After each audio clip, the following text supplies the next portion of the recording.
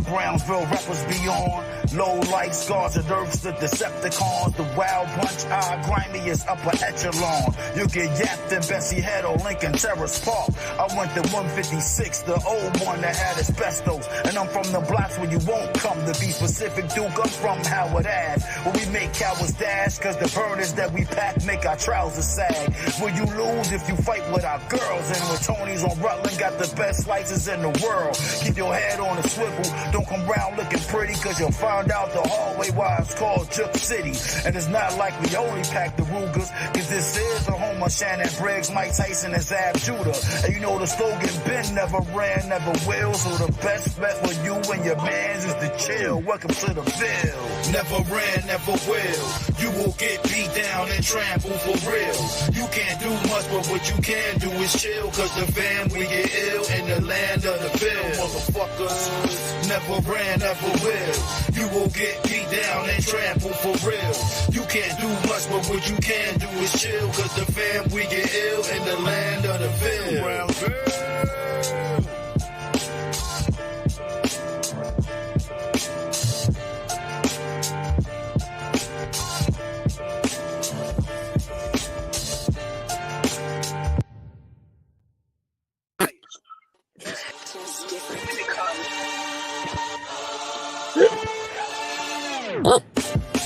You know what Brownsville rappers be on.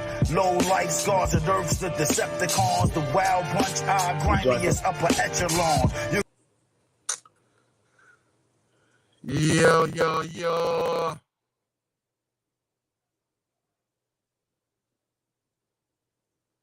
What's happening? Yo. Y'all know what it is. Y'all know what today is. What? I'm looking right at him. Chilling. I got Steve on the line too. Say what up. What up, Steve? The Matrix. The Monster. Hotep, baby. Hotep. This nigga said Hotep, my guy. You know, Lil Jump made it. Oh, I don't want no part of Lil Jump. Yo, why people keep it? You said what? You said what? I said, why people keep interviewing Orlando Brown? Why people keep interviewing Orlando Brown? He's the next. Orlando Brown is the next damn martyr.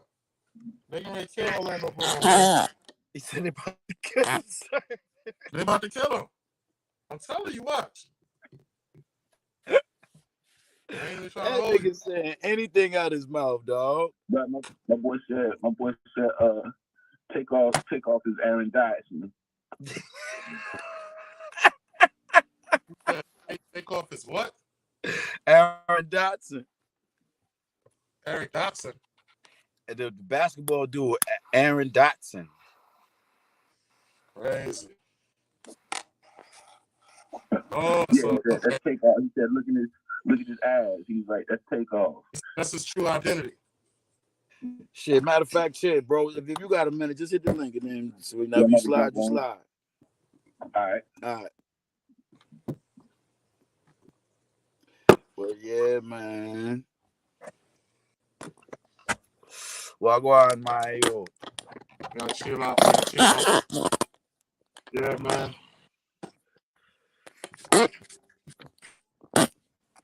Chilling, man. Nah, Maggie, we can't fuck with you right now, chill. Nigga. On my hell figure nigga type shit. Hell figure, nigga. We gotta get a fucking endorsement deal like stuff. Oh, we will. It's coming. All that shit coming. I ain't worried about it. I want to fuck with a brand that was ill, that just kind of like fell off the map. Like if academics ain't have academics name, I'll fuck with that. They shit was always fly to me. Fubu. Nah, I mean Fubu for the culture, but Fubu designs ain't that ill. Them niggas fucked up Coogee, dog. Them niggas fucked up Coogee. Alice Walker. Oh yeah, that's what we could do. Walk away. And she be responding to my little every time I motherfucker say something on her post, she respond. I'm like, yo, that shit is crazy, fam. Because I know If she people be dress running. us, if she dress But us and give us a share, I'm with it. Alice Walker, if you listening, Criminal Content Publishing loves you, and we love your gear. I was always a fan of your shit, your hockey jerseys. You know what I'm saying? Your hoodies. Your shit was always fly. And we saw rest in peace to Virgil, but we saw when Virgil stole your design. I knew that immediately when I seen it. I always said, yo, that looked like a walkaway joint that I seen before. The fucking big ass W. I mean, rest in peace, but it is what it is. yeah, that's a fact. That's a fact. I made a post about it. Back when it happened. I was like, see, man, the queen said she got a warehouse. Like she just was popping. Like she was on top of the world. And then the very next day or some shit, she just won't. So she still have mad shit. I need one of them hockey jerseys. I'm getting one. Yeah. Well, we bust a deal out with a look. We gonna gear up with some walkaway on our own one time, and then we want you to give us a big share. You know what I'm saying? A big share and a I don't shout want out. to share. I don't want to nothing. I want whatever type of little deal that they be How about giving the niggas. Giants? Like I always wanted to be one of them niggas. I always wanted to be one of them niggas where how niggas be like, yo, man, they just keep sending me shit and sending me shit and sending me shit. I want to be one of them niggas. Like I ain't gotta worry about buying nothing but jeans. We gotta get our weight up first. You know Yeah, what I'm like for a reason for them to give it to us. I feel you. Facts. Hey yo, Okay, me brother, my other brother them. What one, my lad? What my lord? You fuck with the Hilly? What? Let me see. You fuck with the Hilly? Huh? You said what? I said you fuck with the Hilly? The Yeah, Thomas? man. I mean, he'll figure ninja right now. What y'all said, boy? What y'all said? Mm-hmm. What y'all said? Oh, very nice. You have a bag. You have a bag feed with the flag on it. Very nice. Very official. Official, brother. Where you at, Matrix? Come I'll on, take it back to the Matrix. 90s, man. You always take it back to the 90s, man. That's what you gotta do. Nah, you can't take it back to you can't take it back to the you can't take it back to the new millennium though. We gonna be like, we're brothers, we're happy, we're happy and we're singing and we're color. Shit, I got on the crew neck right now. Crew necks is my vibe. I like knits. Man, I'm getting Bojangles all fucking shawl neck nicks this year. All the big thick neck joints. I don't know why I like them shits. Them shits look mad neat. And I seen some baby clocks, so I gotta get them some of them joints, man. We dealing with the wisdom power today. With bonds, equality. Why equality self? Me always show equality to my liquor brother them. You know what I mean? Mm-hmm. So, indeed. I got the equality in the air right now. The equal rule bond. Yeah, man. Hey yo, what is Brooklyn? The mix between like the Guards and Earths and the Rastas? What you mean? I don't know what you mean. Like our style, like we really be on that Jamaican shit, but hold on for a second. Well, us particularly, I guess we grew up, around a lot of Jamaican culture because we lived on the edge of the Ville, 3 blocks away from the 90s. You know what I'm saying? And a lot of Jamaicans and stuff was over there.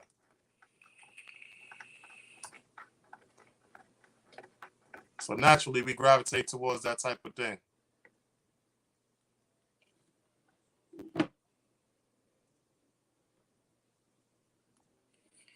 Yeah, man. I mean, that's like, yo, where my brother them go? The man on my left? Where the man's them? Man here? You don't see the brother. No.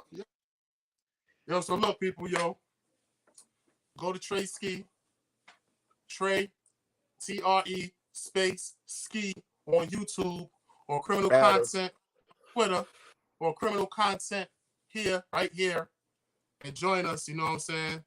We want them YouTube views. But we'll take you how we can get you. You know what I mean? So, you know what I'm saying? So we got a topic. We got a crazy topic, man. But before we get into the topic, because I've been, once you say we got a topic, I go in on the research. You know what I mean, that's what we gotta do. I got fire with it. You know what I'm See, my thing is, hey, Takesha. Shout out to my homegirl Takesha. What's goody? You know what I'm saying? Yo. What happened up, baby? Is it T-Keisha, Takesha, or Takesha?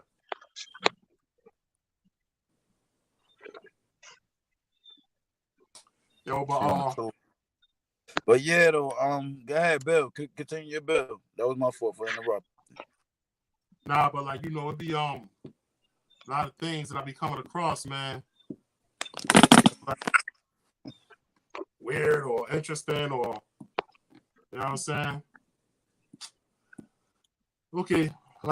First, a lot you already know about this type of stuff, man. But a lot of the people out there don't know about this, man. You know what I mean? Libya, Muammar Gaddafi. About what? Omar Gaddafi, yeah, the nigga had the green book and all that. You know the green book. So when George Bush killed Muammar Gaddafi, he had him all did George Bush kill Muammar Gaddafi, or did Obama kill Muammar Gaddafi? Did who? Did George Bush kill Muammar Gaddafi, or did Obama kill Muammar Gaddafi? That was before the Obama administration. That was Bush. Yeah, I thought that was Obama. But if Obama would have been in office, Obama would have killed him. That's what I'm saying. Like, I mean, like he just had to continue whatever they had in play from before if he agreed with it. In that sense, yeah. That was government. That was not even government, but that was world business. The world, the powers that be, the world, they could not allow Muammar Gaddafi to survive. You know what I'm saying? Muammar Gaddafi did for his people what every leader should do for his people. You know what I'm saying? He's a true Muslim, and he done for his people what he's supposed. Okay. Free education. You know what I'm saying? Every child gets free education from kindergarten all the way through college. And if they cannot provide that education that field that you want to study, they send you to America or Great Britain or the UK somewhere and pay for it. The country paid for it. All right? Free housing, free medical. When you get married, $50,000 to each family, each newlywed family. You know what I'm saying? To start you out with unlimited credit. You know what I'm saying? Stuff like that. And this was all because the country had oil. You know what I'm saying? So he used the resources for the country to pay to allow the people to live comfortably, which every country should do. You know what I'm saying? Instead of it being like a 1% in America, richer than the rest of the 99%. You know what I mean? It wasn't capital. It wasn't communism. It wasn't socialist. It was just Islam. You know what I'm saying?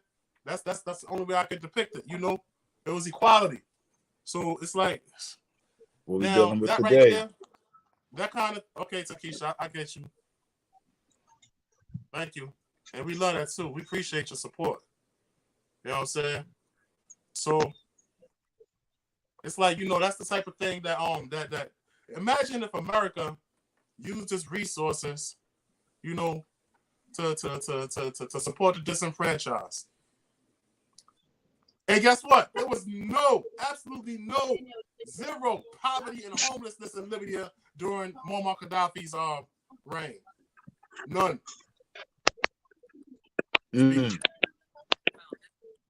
Speak on it. I think I got a opinion on that. I know y'all know something about it. You know what I'm saying? Well, I mean, I just know that I just know he was ready to he was about to change the way the money is valued out there and shit. He was gonna put gold behind they shit. You know what I'm saying? Like how we used to have gold back in our money. That's why our money was the best or whatever. He ready to do that. Busy Wings was popping. He wanted to do Federal that Reserve Bank out there. Right, yeah, he wanted to do that And then, but that would have made their money more valuable than most people's shit, more than ours, and probably if it would have been more than Europe, then they would have been the top in the world. You know it would have been more than real because the bank would have been the top in the world because Britain is #1 right now. Britain got the #1 currency right now. Right now, yeah. I mean, well, the euro, the euro. foreseeable future. It's gonna the be euro for is the the #1. future. You know what I'm saying?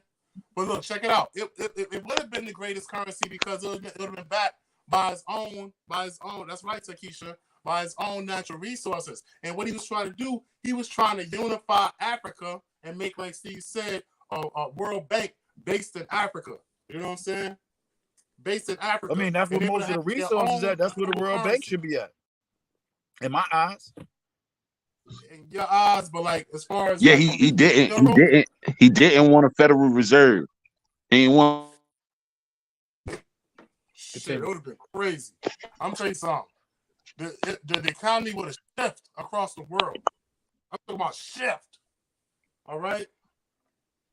I mean, I don't want to keep going to they hating on Africa thing, but that's what it just keeps seeming like, man. They hating on Africa, dog.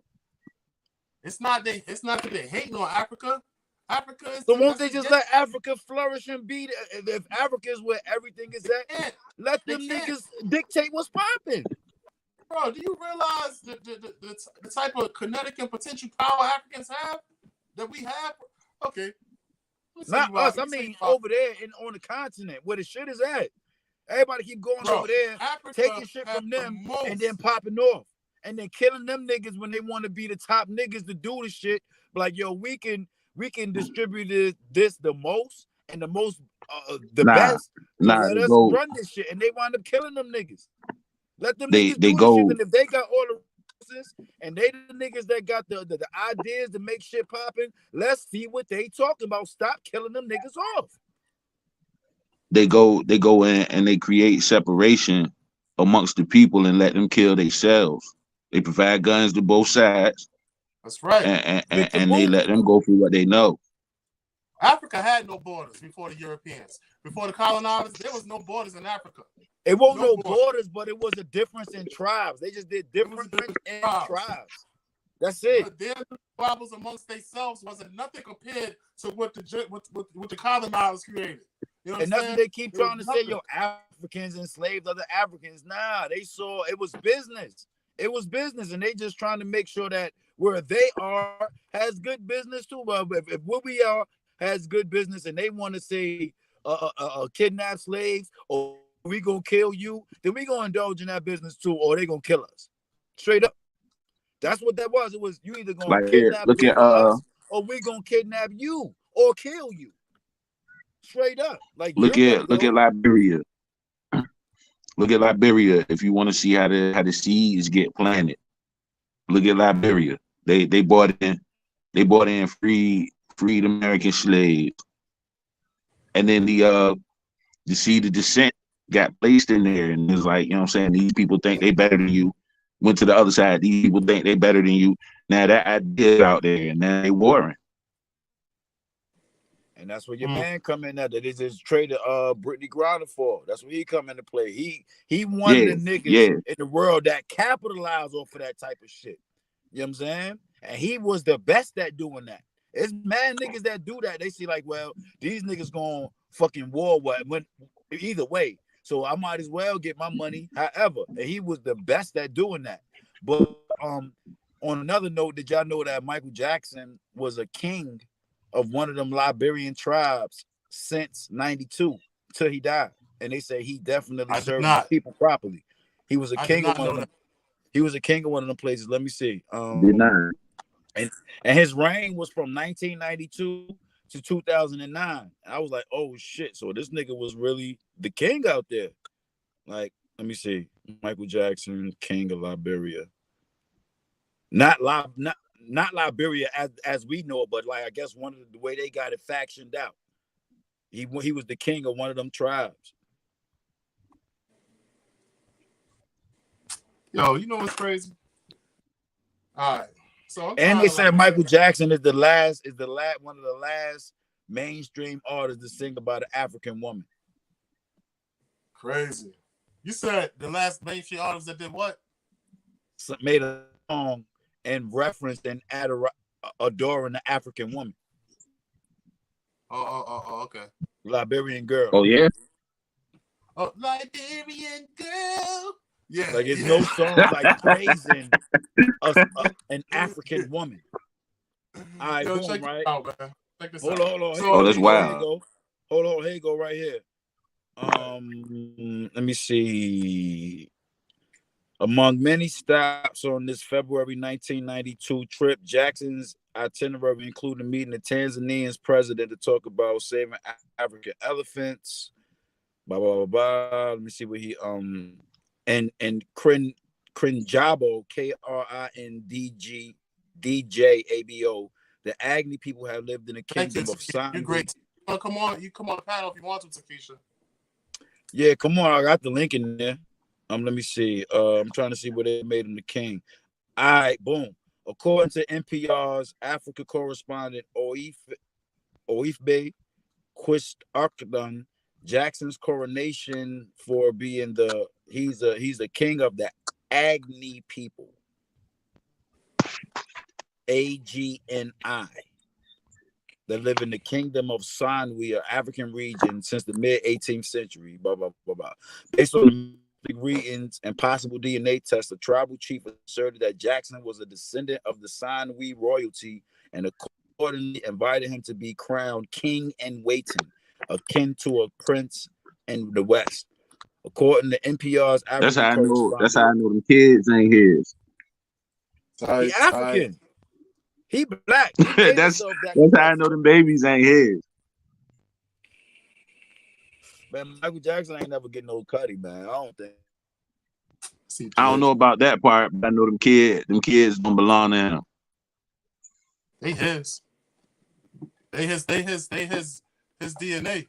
Put it that way. Boy, they stem celled that.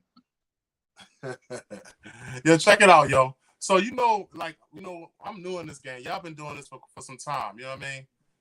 But I'm new, man. So I'm trying to find ways to, hit algorithms and so forth and so on. So I watch all of these social media dudes, these streamers, these people interviewing, and the people that's getting interviewed. In my opinion, you know who the king of clickbait is? And I hate to even mention this dude's name because he be saying some dumb shit.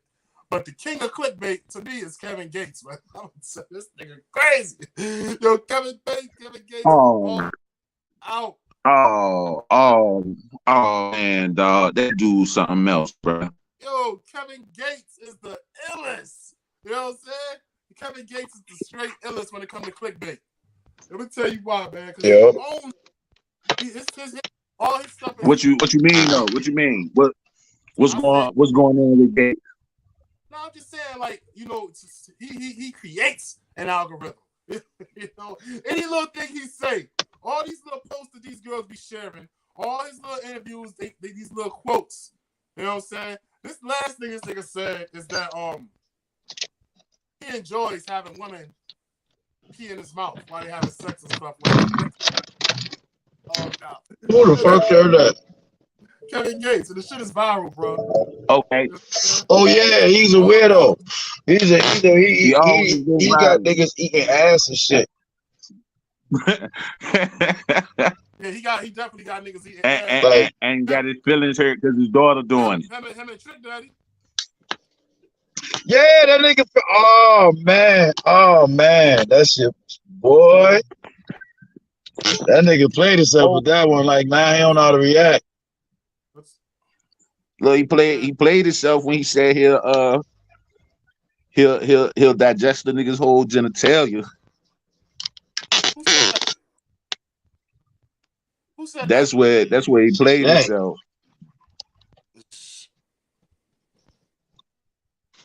Yeah. It's one that right there is one interview, but what you mean? I don't know. You gotta come on and explain yourself, because I've seen several different interviews where he's saying different stuff. I seen some of the nigga got feathers in his hair. I seen some of the nigga. Yeah, he definitely be rocking the feathers, yo. This thing be. He going to the country. He going to the fair. We going to see this senorita with a feather in her hair. With a feather in her hair. Rumble to the bottom, That's a rumble to the top. wild brother. Yo, can you imagine? Gotta fucking with the plug gold. I'm fucking with the plug gold. I see you very staticky, bro. Me? Yeah, you're a little static. Yo, can you imagine? I'm trying to. All right, boy, I'm gonna go out and come back in. Hold up. I'm gonna go out and come back in. All right.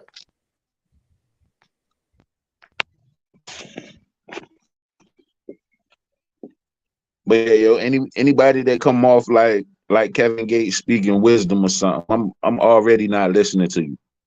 Wow. Oh, yeah, I hear what you're saying. Yeah. Yo, but yeah, see, I'm automatically listening to you. A lot of people look at his what he's saying. Let me tell you something. But some things he be saying be like, but it's like stuff that's like teenage me would say. That a person that like trying to get their maturity. Things that when people man though. Will find their stuff. Find his stuff like, yeah, man, he dropped one on you. He had bars on that. You know what I'm saying? But like this, it ain't like, some old mad deep, crazy, profound stuff he be saying. You know what I mean? Right. Streets in the house. Hey, don't come up here with that old blank picture talking about your hair ain't done. What you mean? His wife left him? Hey guys. No, I'm rolling up. And no, my hair not done. I'm actually cutting my hair out. I'm getting braids. Well, I don't care. I'm Yeah, she did. I think she did leave. I still cute though. Oh shit. How is everyone today? Which Tre-Ski? Good.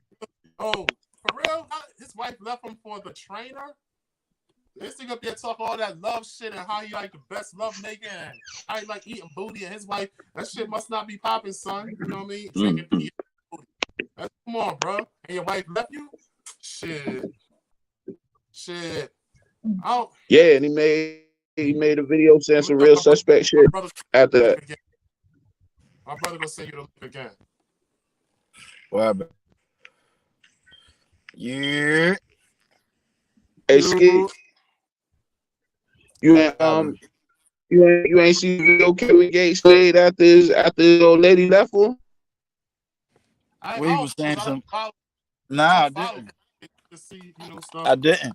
I remember the joint. I remember the post, and he was like, he was making a post like, damn, and he kept making a post about it's her and the damn trainer. I'm like, damn. She probably was eating that thing up after every session. They hit the shower. She probably ate that thing up. Yo, check it out, man. Yeah, bro said some wild shit. There's some wild shit after that. All right, make knowledge born. What happened?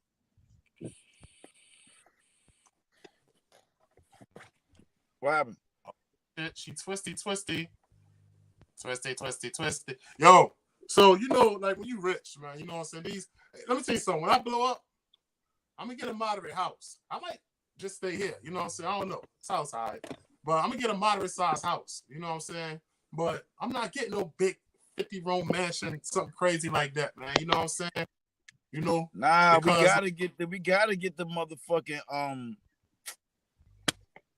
we gotta get the asylum, son. You crazy? We get the asylum, but it ain't what Ski gonna do? I'm getting the asylum. Crazy big, you know what? I got you know what he gonna do? Like that, you know what I mean? Like, cause the bigger the house, the more maintenance you gotta have to, you have to pay for. You know what I'm saying? Or now you talking to the you're not talking to Trendy Stevens right now. Trendy Stevens is not on here. Tremaine and Kasim is on here. You're not talking to Trendy Stevens, so you're talking to the wrong one, Mr. Matrix. I'm gonna be pretty moderate. I'm probably gonna still live in the hood in a nice ass crib in the hood. Well, I already got a 54. Absolutely not. 400 square foot house. That's just, but like that's anything much more bigger than this. It's like, oh shit, I'm about to move in with you. Now you foreseeing us getting that check and me blessing Trendy with some bread and then Trendy going to get something crazy, but not Tremaine. Trendy, not Tremaine. That is you. That's you. Yo, let her You in. can't spell Trinity without P-R-E. I don't know where she at. She on Facebook. She ain't trying. What I page put the link on there. Go to the top and hit the link. She said she coming. But yeah, I'm okay. invested. The reason why Definitely I say that again, the reason why I say that is because the maintenance costs, man. I'm trying to do some Tyler Perry type shit.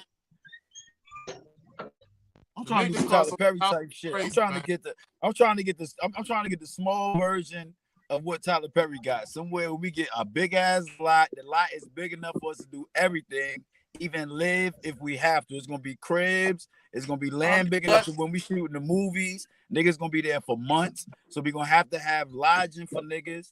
I'm trying to do that right there. That's what I want. Cause I want to do movies. You write the books, and as soon as you get a book done, we making the movie off that shit. We already gonna have people on the land. We gonna have the production shit on the land. Everything gonna be there for us to just constantly do 24/7, so we can get to be billionaires. Because that's what Tyler Perry did. Tyler Perry said, "Shit, I can do all this shit from my crib. So let me make my crib the studio." And this shit is big enough to where other motherfuckers can live. So I got everybody here that I need. So as soon as I pump out a movie, I got niggas that can act in my shit. They live here already, so they ain't got to come. They here already. I got the spot where we can shoot the movies. We can shoot any type of movie with the land that I got.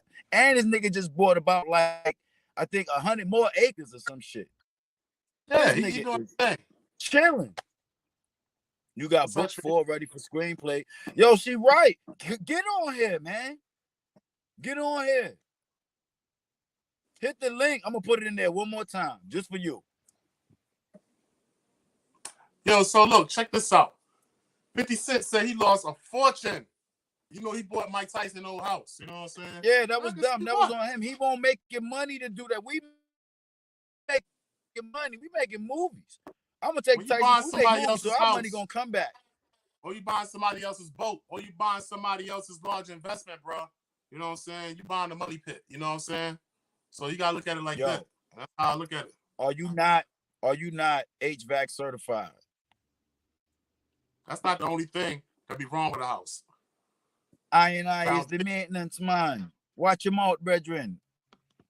Foundations. I is the maintenance man. Kill some termites. I'm nice with that. And don't forget that and the toilet system. I'm only reason I'm not a master carpenter is because Eric didn't give me the physical paperwork test to be a master carpenter. I built houses with Eric, the next door neighbor. That remember dude that used to live next to us on Branch Road? That was my first job. Bro, I know your resume, B. I'm just saying, I know this. I just haven't. Actually, that's what I'm gonna do. I'm gonna go back and get all my paperwork for that because I know this carpentry shit, and now with this maintenance man shit, I'm learning all that. And then you got HVAC. We gonna be straight. That's what I'm saying. We gonna have everything we need. Yeah, we write movies and we make music and we do graphics and all this shit. So we gonna buy this big ass property, and then people gonna be like, "Well, how you gonna maintain the property?" Because I'm a fucking maintenance man too. And my brother is fucking HVAC certified. And then my cousin Heavy is ill with the motherfucking hauling shit. All right, so let me ask you this. I just want to know if y'all hip to this. You know Kanye West got remarried. Yeah. Who he got married to, though? He married the lady that was in charge in she was the architect of his company or Yeezy or something. He married a Yeezy designer. Yes, that and it blew me. Which means that he knew her. He been working with her close proximity. Yeah, he know her. It ain't like it's something. It ain't like it's out the blue. The architect of Yeezy. Yeah, I get that, but it's like, yeah. Why you still want to be affiliated with anybody that got to do with them people? Thank you. Did he not hear his own song, Gold Digger? Nigga, you still a nigga in the Benz. They don't care, bro. You playing yourself. I mean, you love who you love, though. You love who you love. I don't want nothing to do with y'all.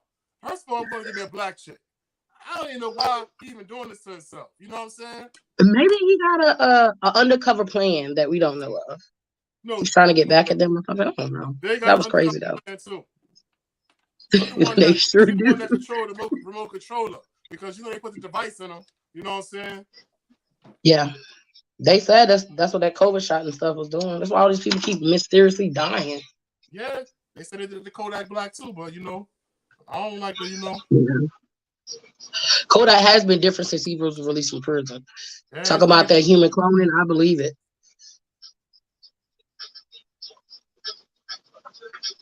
Not right. Yes, baby. Yo, you know what? So even this, everybody disappeared on me.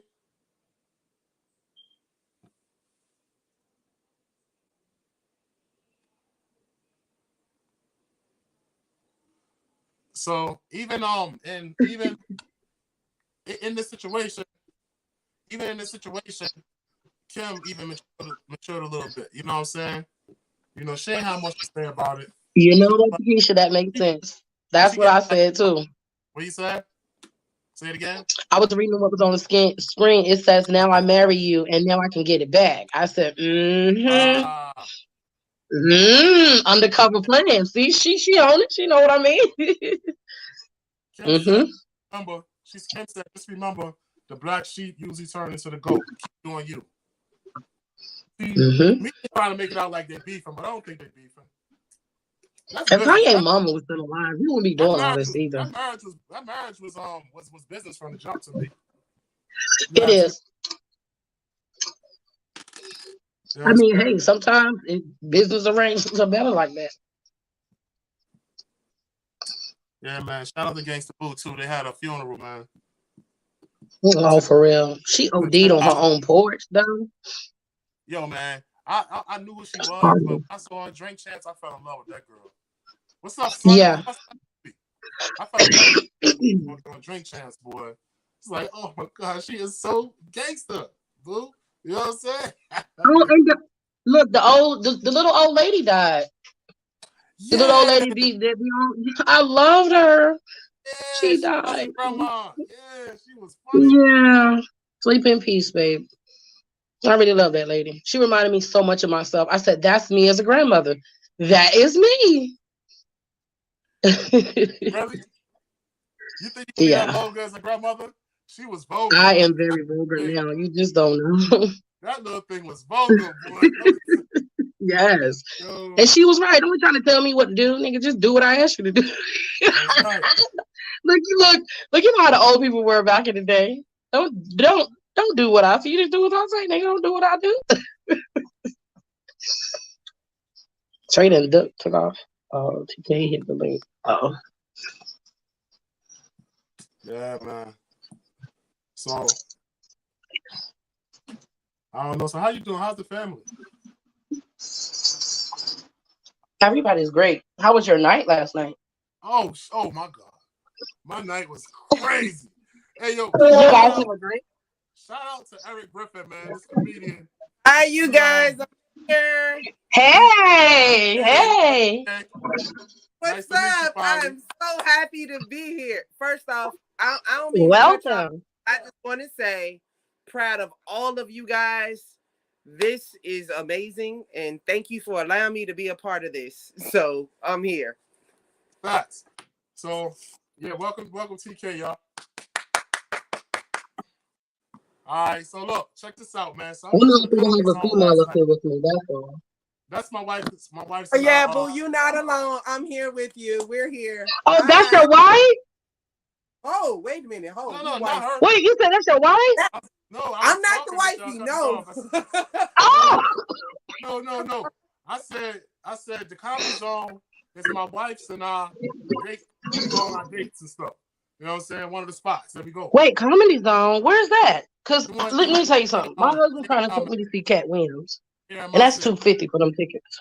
Nah, that's too big. It's not. Cat Williams too big for that spot. But he might show up. But he coming to where I'm at. But I'm not gonna So I mean, yeah, right. People probably could put two and two together. But I went to see this guy named Eric Griffin. He's from Comedy Central's Workaholics. Yo, I'm gonna tell you something. He's funny as hell. All right. The last time I went to see Tommy Davidson. It's not the first time I seen Tommy Davidson live. He's the GOAT. I love him. Stand-up comedy. I love him. Small room stand-up comedy. Came here to 757. That was funny. Yeah, Comedy Club, a wonderful experience. So he says, you seen him before? yes, he came here to the Comedy Club about a year ago here at The Funny Bone. Funny Bone. Thank you. Yes, he was here, and that was and Michael Conyers is another person who I saw in person. The best of the best. You saw Michael Collier. He is hilarious. So funny. Had a great experience. Even his after show of the after show, them selling merch was great. So I like him because he got old jokes. You know what I'm saying? But look, check this out. I want to see a show called Me and My Cousins and stuff. We went to see Big Black Comedy Show in Raleigh, right? Oh. Michael Collier. Hold up, Michael Collier. D.L. Hughley. Tommy Davidson. J. Anthony Brown. Adele Givens. J. Anthony Brown hosted it. Let me tell you something. Tommy Davidson is like, he's the GOAT to me. But D.L. Hughley is so funny. He's funny because the first 5 rows, body. He gonna body the whole first 5 rows, and that's his show. All off the head. He body the first 5 rows. And do not get up. You know what I'm saying? No. Don't get up and walk to the bathroom or nothing. Cause he gonna call you out and he gonna be like, hey, where the fuck you going? And why you ain't listening to the joke? Like, bring your ass back, hold that, and let me tell you what I gotta tell you, cause he's not gonna let you walk out. Oh no, and don't walk in there with no white girl. Oh my God. Oh no, you cannot. Now, shout out to the interracial couples. Shout out to all the interracial couples. But hey, I was married to a guy from India for 20 years. At this point, yes. But let me tell you something. Tommy Davidson might let that slide. DL not letting that slide. You walk in there with that Caucasian little thing, and he gonna be like, oh, and then you come in here with a white girl. And you be like, who the fuck? Yeah, you over there.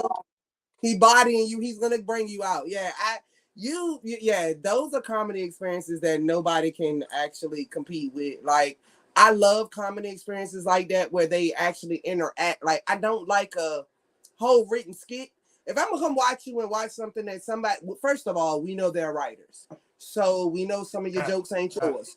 But if you come and you break off some stuff that's gonna give me some, and you pick me out the crowd, like it's like 100 of us in here, and you come to me, you're being original. You're giving me something that won't wrote down.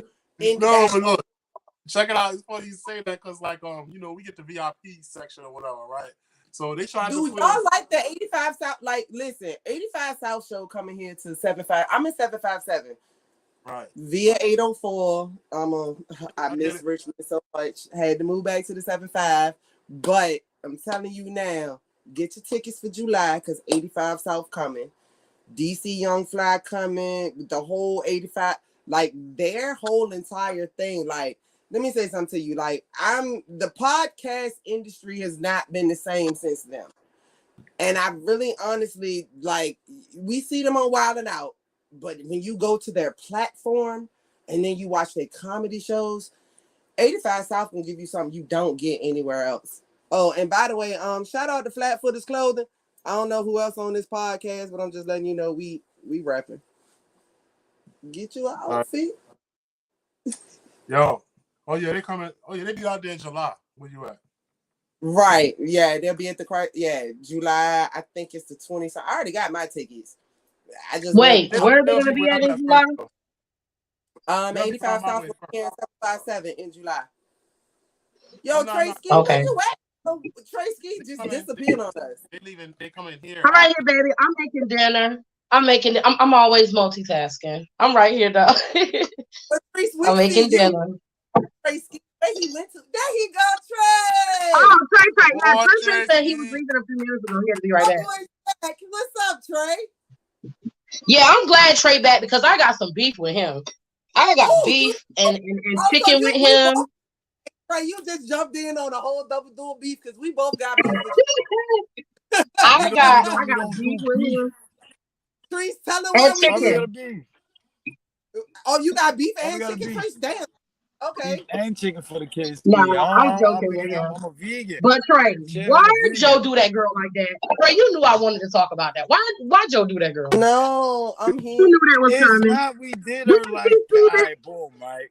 back when, y'all, I mean, I ain't gonna say like y'all from Richmond, but you from Richmond, Keisha. I mean, you deal with Richmond. Okay, I can I remember. be real? I'm not trying to be bougie, but it's not Akeisha. It's actually Kesha. I just really because when you say Wow, Takesha, it just Kesha. goes. Kesha. Yeah, Oh, her I name have is I Kesha. have Oh, no that's I or no beautiful. Y in my name, so my name is No, T Kesha. correct them. That's right. All right, They say Right. jack I'm my less. All name up right, all the Kesha. All time. right, Kesha. sorry, you guys. And I don't want you. to be an ass. Y'all can just call me No, Peaches because that's not I being always asked. do know it's Peaches. Everybody knows me in 804 as Peaches, but at this point, Keisha. I right All love right, that. Peaches. That's what it it is. is So that's T. what it is. But Yeah, we'll that's change the beautiful. name to Peaches. We'll change the name to Peaches on your thing so they can call you Peaches. Well, I can't because I didn't Man, come in. Peaches. All right, it's I cool. only It's all good. first We gonna name. say Peaches, so they gonna know. But either way, y'all Thank you, y'all Trey. remember back when? Y'all remember back I'm waiting on when? my book, Trey. I ain't gonna doubt. I got you. But check it though. Back when it came out that he was messing with the girl, everybody remember the shit. Mhm. And it was, oh, he's a nasty old nigga. Most people say, oh, you're a nasty old nigga. You preying on the little girl. And then a lot of people were saying, yo, y'all mind your business, because obviously if it was illegal, then he'd be locked up. Whatever. So then he do get the charges. So he got the charges, but the charges were mainly based on public opinion, even though it's still kind of creepy. It's creepy for a 50-year-old nigga to fuck with a 17-year-old, but it's not illegal. But Trey, So you do they got the understand hold on. opinion is the That's where court of all public courts. opinion.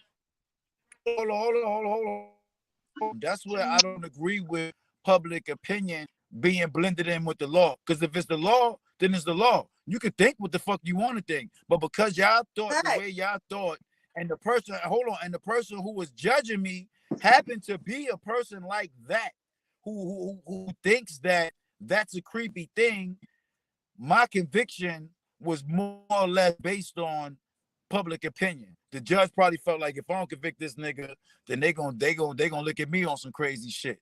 So the nigga, when they pardoned him, he was like, I based it on the law. When I pardoned him, I based it on the law. You can say what you want to say. My job ain't based on how you feel. My job is based on me conducting the law in the right way. So he was convicted. I mean, he got his pardon on that. Now I'm not gonna be 50 fucking with a 17-year-old. And if I had a 17-year-old, I'd be like, yo, what the fuck you doing with this old ass dude? I'ma say something. okay, can But I say something? This whole age most thing that definitely, most definitely, you break most definitely. into because I'm gonna say this because I fuck with older niggas. Been doing it since back in the day. I'm in my 40s now, and I was fucking with older niggas. The older niggas I was fucking with now probably dead or either their wives got pensions at this point. Who gives a fuck? But what I'm saying to you is this: let me say something to you. A 17-year-old girl fucking with a 52-year-old man. There's something that they got that don't nobody get. That's gonna be the issue. Now, okay, he could have waited till she was 18 to make it legal. But when I was fucking 16, I was fucking with niggas 30, 25, 30 years old. I Post a was out picture. in the Post a bag picture. though. Post a picture of 18-year-old you. Because now we talking so. Because I'm 50. Post a So. picture of the 18-year-old me, I look 12. Oh no, don't do it then. Well, then, Right. let's not promote that then. No. Trey, It's not promoting stop. nothing. It's No, dealing I'm with saying what's I'm here. not I don't want to promoting hear it it. and I'm not Hold on. condoning. No. Hold But on. what That's people my don't thing. get behind That's closed my doors thing. is That's that why on Facebook I post what I post, because it's not promoting nothing. Yo, what up, nephew? It's not No, I'm promoting never gonna anything. It's just condone it. speaking. But at the end People of think the because day, you it speak on a certain happened. subject, people think because you speak on a certain subject, you promoting anything. I'm not promoting nothing. This shit And I'm happened to not, me happen, neither. and I'm I not happen to condoning see it. that it Shit happened, ain't so I'm gonna right. speak on it. Like I'm in That's now it. that I'm a grown ass woman. When I was a little young ass girl fucking with them older niggas, I would have never knew like that me then don't know what I know now. I'm just saying I'm not condoning it. So for anybody to go cancel culture me before I even get the fuck up out here, it's okay. What I'm Ain't no saying cancel. is That's why what I'll be y'all like, yeah, don't fuck the get. cancel culture, because I'm gonna explain my shit. You ain't But gonna what just they cancel don't me. get, I'm gonna be okay, like, and hey. I'm here with you, bro. Trey, I'm here with you. Right. But I what mean, they no, don't, you good. I'm not talking to you. I'm talking like But like what people don't get who judge that situation don't understand when you young as fuck, you 16, 17, this older nigga pulling up and you going to school with these broke ass niggas and you seeing these lames on the and corner then you got and a this nigga job. up in the Benz and a You Maserati. the job This and nigga his got office. pension at this point. I'm just going to school to get a fucking piece of paper and he pulling up showing me what I can't have. And you in your 50s and I'm 17 and you feel the reason to connect to me. One, there's something that people don't get between them mindsets that they're not gonna see. Everybody's gonna judge. Oh my God, he an old ass man. Fuck with that. Now hold on. Let me say this to you. The sad part about this whole culture with that is the whole flip side of it. I'm an older woman. If I go right now at 45 and fuck with a nigga that's 22, 23, I will be the fucking goddamn scapegoat. Everybody gonna crucify me and cut my head off. But if I was a nigga and when it did it, So you're gonna be niggas super be duper like, well, motherfucking cougar, all that shit. forever, Crazy. everything cool. Facts. I am a can't date cougar. a younger I'll guy say than it me. myself. Like, I can't even go younger But that's than what's crazy. 38. Like women can brag on that type of shit, but if niggas, I mean, it's not even nothing to brag on. It's just you grown. You can fuck with who else is grown. But because Facts, I and don't I see how can't even women go can back brag beyond. like some Yo, women brag on. I can't date a that. nigga younger than 38 right now because everybody looks at me like I'm a fucking pedophile, and I'm like, bruh, for real? That's not even true. That is fucking true. Tell you I something, got that is me. a- Can't I know do Joe it. Morrissey looked at it like, I don't give a fuck. I know the My law. nigga I know I'm Joe. not breaking the Joe law. said, I fuck don't all care that what you shit. I'm feel. snatching this bitch up and I got it. And they happy as fuck. Do you see they fucking kids? Like Joe and his girl. That's what I kept saying. I was like, for the whole time, it was mind your business, mind your business. Y'all just hating. Let that girl be happy. If she found love with him, let her have love with him. And we left it alone. And then they kept coming out. Everything was cool. Everything was cool. Now it's all of a sudden, oh, we knew all the time that he was a predator. Her mama and her I was daddy like, what both happened? happy. Why ain't nobody do nothing at first? Like, You go to I thing remember. though. Her mama was quiet because her mama was getting that money. Joe was They sliding. say her moms and her grandma was cool with it. Facts, they was. It was her daddy that came along the way to come with the folk a whole lawsuit when her mama wrapped Joe up in that shit. So her mama took the daddy to court for back child support. And that's when everything went haywire. That's like, oh, but you let my daughter. If you gotta get taken to court for back child support, it's a very small percentage where I can see where the mother is cool with it. Hey yo, listen, man. While y'all all doing that, let's get props where props is due, man. Shout out to Idris Elba, man. You know what I'm saying? He kept it with the culture.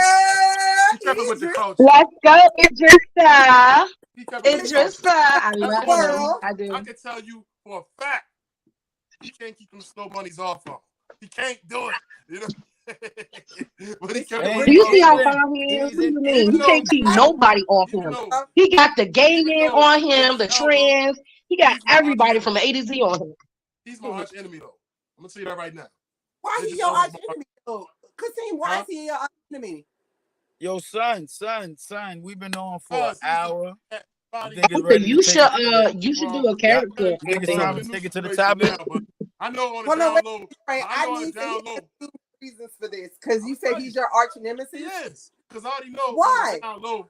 Whenever I ask my wife, "You think he handsome?" and she say no, real quick, she lying. You know what I'm saying? That's me lying. It's the accent for me. Idris Elba can fucking get a bitch naked just by talking. Bitch, you can be black and crazy. I'm gonna get naked for the fucking. It's the accent for me. Stay out my marriage, nigga. You know what I'm saying? It's the stories that K. Michelle told for me. Just you crazy. It's the accent for me. K. Michelle put me on. I'm saying. So when I see you, I'm saying, I don't need a gangster. I need all that he giving. I'm just I'm gonna run up on Idris when you see him. What? I'm gonna bust Idris over ass and wipe me. Yo, it's on site, Idris. That's word. Stay out my well, you ain't gotta worry about it now. We just congratulate him. He got a broad, so you ain't gotta worry about your wife. Okay, but for real though, back to the Joe thing, guys. What I was saying is, yes, he's seen the red flags, but I'm looking at the whole kid situation in a different perspective. Hear me out. Are you talking about Idris? Now we know. the kids, Trees. No, we gonna leave Idris alone. Because he in a category for himself. Right. But anyway, I'm looking at it as so. I feel like Joe now really has been exposed to the core. Now that she done got tired of putting up with his crap, now she wants to do something about it. But what is really bothering me as a parent is how he was quick enough to go and have her children taken within a short period of time. That is bullshit. That is. And it's something not right. I don't care if he's trying to break her down mentally or whatever. It just don't sit right in my soul. Now you have to prove supposedly that a female or man is not they're unfit. What the if she's home taking care of the kids all the time, I ain't trying to. How can you prove that she's unfit? Y'all, let me tell you something. Hold on. I'm not trying to sound insensitive. Let me say this. There's a thing in the middle of that called the guardian ad litem. Now let me tell you this. If she got slid some extra dough, them kids gone, bro. I'm sorry. Exactly. Y'all talking from the rest of the world point of view. When you are a 1%er, when you are a 10%er, all right, I'm a U.S. senator. All right? If you talk any smack to me at all, I'm going to make you pay for it with the heaviest blow I could possibly hit. Do not play with me, all right? Now, if I get any inkling that my kids are being mistreated in any way and I got the power to crush you and your boyfriend, it's done. You're done. It's done. You're right. And that's what I'm saying. Like, I'm not trying to sound with the situation, but I just don't think it was fair to her. Shout out to Joe Morrissey. She kind of got drugged. Well, I'm not understanding. Say it again. Like my thing is, I'm not trying to sound insensitive, but it's like that's like people trying to say you telling him how to respond to. It's like she did something to hurt him. Whatever she did to hurt him, he just using whatever ammo that he got to hurt her. What did I say earlier? Wait, Trey, but my thing is this. I don't understand, and this is just things that I don't understand about humans. How are you hurt, but you're doing what the fuck you want to do? If you're doing what you want to do, then you're not hurt. You just, right now, you're embarrassed because she put your down. I understand that. So you're going to take your children? That's different. That's not even what I'm asking. Hold on, go back to the Kevin Gates thing, though. I'm not we even talked adding about to this the earlier. equation. Like that's not important to hurt people. to what they doing. Kevin Gates got kids with his wife, but we don't see their kids in the media. She fucking left him for a fucking physical fucking traitor. Like, first off, bitch, I'm mad with her for who she left because I don't think she knew the potential in the man she had. But keep in mind, she was there. She was shooting in the gym when he was trying to get it together. Now, hold on, one at a time. Go ahead, finish the first wife, TK. Because you gonna bring this the first wife. Well, Kevin Gates, when we were talking about that earlier, and I was like, she left him for a fucking trainer, and we were talking about that. Him and Kevin, they got kids together, but we don't see their kids in the media. But all we see is him. And he's coming off because he's very fucking hurt. Like, that's a hurt nigga that keep posting all this great, be in love shit, be positive shit. I'ma do it. Did something wrong somewhere along the line. I love you, my nigga, but somewhere along the line, for her to fuck your personal trait, like, I know he in there helping to do the squats and watching the booty get big, but she didn't have to fuck him. That was not necessary. And then you got a nigga like Kevin on some whole other spiritual shit. And if you even where he at, then that should have never happened. And then I see the pictures of y'all posting y'all together in Mecca at the temple. And then you turn around and you fuck the trainer. And then Kevin got us on some deviant shit. What you said? Say it again, Trey. Kevin got us on some sexually deviant shit. Kevin got everybody eating butt. I don't agree with that booty shit because I ain't there for that. Like, don't come to me. You're not bending me over. No, but go ahead. We go ahead though. Yeah, that's foul. I mean, I'm like, not care for that shit. That don't. So work you for just me. think that he just expressing? I mean, we see like at first before we seen this actual his girl leaving him for the trainer. You're saying that you sense that he was a scorned nigga. Facts. mean, but he was scoring somebody somewhere. But I even ain't seen before him respond. But so before she left him, he was already hurt from something. Then when she left him, that triggered whatever the fuck that was. Because let me tell you something. This one interview that these bitches keep posting with this nigga with this feather dot. Like, I woke up this morning. I watched podcasts on first. I woke up to a Kevin Gates interview. I don't know who the fuck shit he was on this morning or whatever happened. When I woke up, I was like, my TV just keeps playing different podcasts. Somebody pick up some shit. When I woke up, all I saw on my TV screen was Kevin Gates, a fucking feather in his head. And the conversation was not even on level with the. I was looking, I was like, what the fuck are you talking about? Like, why are you? Wait a minute. I had to rewind the jump back. Maybe I missed some shit. Nothing makes sense. Like, he's a hurt nigga. Like, hurt men will express themselves way different, and I've peeped that, than a solid ass nigga. Because for real, if Kevin was real secure on him and on what he got going on, we wouldn't even see none of these interviews. All we gonna see is music and new videos and this nigga dropping albums. Can anybody tell me the last album Kevin Gates didn't drop? No, because too busy doing the. Okay. But guess what? Kaza is still not doing what he needs to be doing, in my opinion, as far as chart sales and shit, because he's still doing the interviews. That's why he's doing what he's doing. Kevin Gates got more clickbait out there than anybody. And you are, oh my God. And I said that. I gave you applause for that when you said it. Kevin, but my thing is, why is his clickbait of this subject? Because it's making him look like, I mean, so hold on. If it's clickbait, is it actual facts or is it some made up shit? It's the things that he said. Deny what he's getting on clickbait because his clickbait contains his footage of him saying what he says. So it's nothing that we can dispute because he said it. Right. This is him. This is them asking him questions and he answering them. Honestly. You know what I'm saying? I wish he didn't do that because that shit is like. Southern girls love it. He looking wild. He looking wild. I don't want to diagnose. Dudes, but go down your timeline and see how many Kevin Gates memes getting posted. You know what I'm saying? Nigga, my algorithm is fucked because of Kevin Gates. Crazy. My algorithm, my algorithm on my timeline does not display a lot of shit. Like, I try to keep some positive shit, business-minded shit on my timeline. And as soon as I click a Kevin Gates video, go back to my homepage and scroll. It's Kevin Gates, Instagram, Kevin Gates. I'm like, this nigga, come on, bruh. Yeah, check this out. I'm tired of seeing him personally as a female. I'm sorry. Yo, maybe I'm tell me you love me. I say it back. Back in my mind, I'm different. Brought this infiltrator into the farm, hurt my heart. What am I missing? He also, you know what I'm saying? This nigga saying he putting his feelings out and everything. That's all he make is feeling shit. Wholehearted feelings, and nobody's paying attention.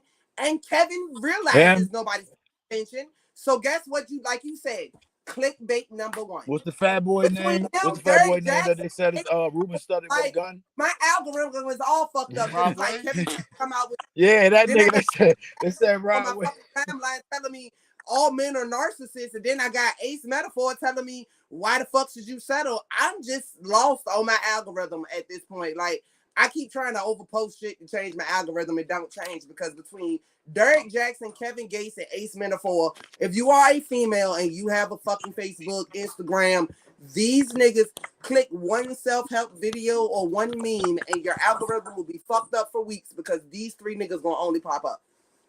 Let me play something for you. But they said the fat boy is with the nigga Rod Wave. They said Rod Wave is Ruben studied with a gun. That was when he was on Big Facts. Big Facts fucking podcast. That's what that is. Because I was when I disabled my Instagram, this is my first time ever speaking about this publicly. I had put on Twitter all my friends and my family for getting on my teachers. I love you all. It's over with. See, I don't do I'm about to kill myself. I don't want no attention. Right. I'm about to, we want attention. I don't do no horse playing. That's horse playing. Yeah. When you talk about it. I was on, the way of the samurai. Smashed myself because I was to the point I didn't want to live no more. That last video I had posted when I was holding my daughter, rocking her, I did a birthday in Cabo, in Mexico. I did all of that. I made sure that she had the best birthday ever. I was just holding. I knew that was my last time seeing her. This was this past December? Not this December, but the December before that. December. Shout out to Big Facts, man. Shout out to Big Facts. Yeah, I shout fuck out with to Big Big Facts. Facts. I fuck with Big Facts. I fuck with Big Facts. All them niggas over there at Big Facts, props to them. Okay, but I'm going to say this. That interview came from her. Did you not hear the hurt in his voice? No, I get what you're saying, but try to hear me. Let me hear what I'm saying, all right? Go ahead. It don't matter what the reason is. It don't matter what the reason is. His content, all right, is very attractive to a lot of females. Single female. Fuck selling records because guess what? People getting money off their streams now anyway. You know what I'm saying? You getting money off of clickbait and screens and Instagram and TikTok and YouTube and all this stuff, and he getting paid for these interviews. You know what I'm saying? So as long as he Tre-Ski, that mean we gotta drop this book a little bit more harder, baby. We gotta go harder trade. We gotta get this algorithm on you, bro. That's what we gotta do. What y'all writing the book? Well, no, Tre-Ski. How much books you got? I got 4 books ready for screenplay. Like the first 15 and the second 15, I'm ready for that. Let me see your books. I got first 15. I haven't. They're not published. They're only written on my computer, ready to go. I got fucking treatments. I've been doing this shit since 2000. Yeah, 2000. Like, so I'm ready. Like, and I got One Lucky Day that's ready for somebody. Everyone in you ready to put it on some screen? We got One Lucky Day. One Lucky Day is gonna be a good book. Did you get on? Did you get these? No, I don't have them, but I'm about to go buy them right now. Send me the link, and I swear to God. Now you get them. What? Trey, no. We gotta put the link. I'm gonna put the link. Yeah, put the link so I can go get all the books. I'll get them, no problem. I don't mind supporting. Like, y'all see me every day on the book. Like, Kasim, I mean, what you need? You need help. You need help getting published, or like what is it that you like? You say? No, I don't really know what it is. Not even about the publishing. It's just I don't trust everything. So my thing is, I'm one of them people who I know you need a team, but I still want to be hands on because I don't want someone fucking my shit over. You join the Criminal Content family. We will have you publish real quick. You know what I'm saying? Real quick, and you getting, we work out a good deal from you. I don't know what you and Tremaine discuss. That's why I want to jump the gun.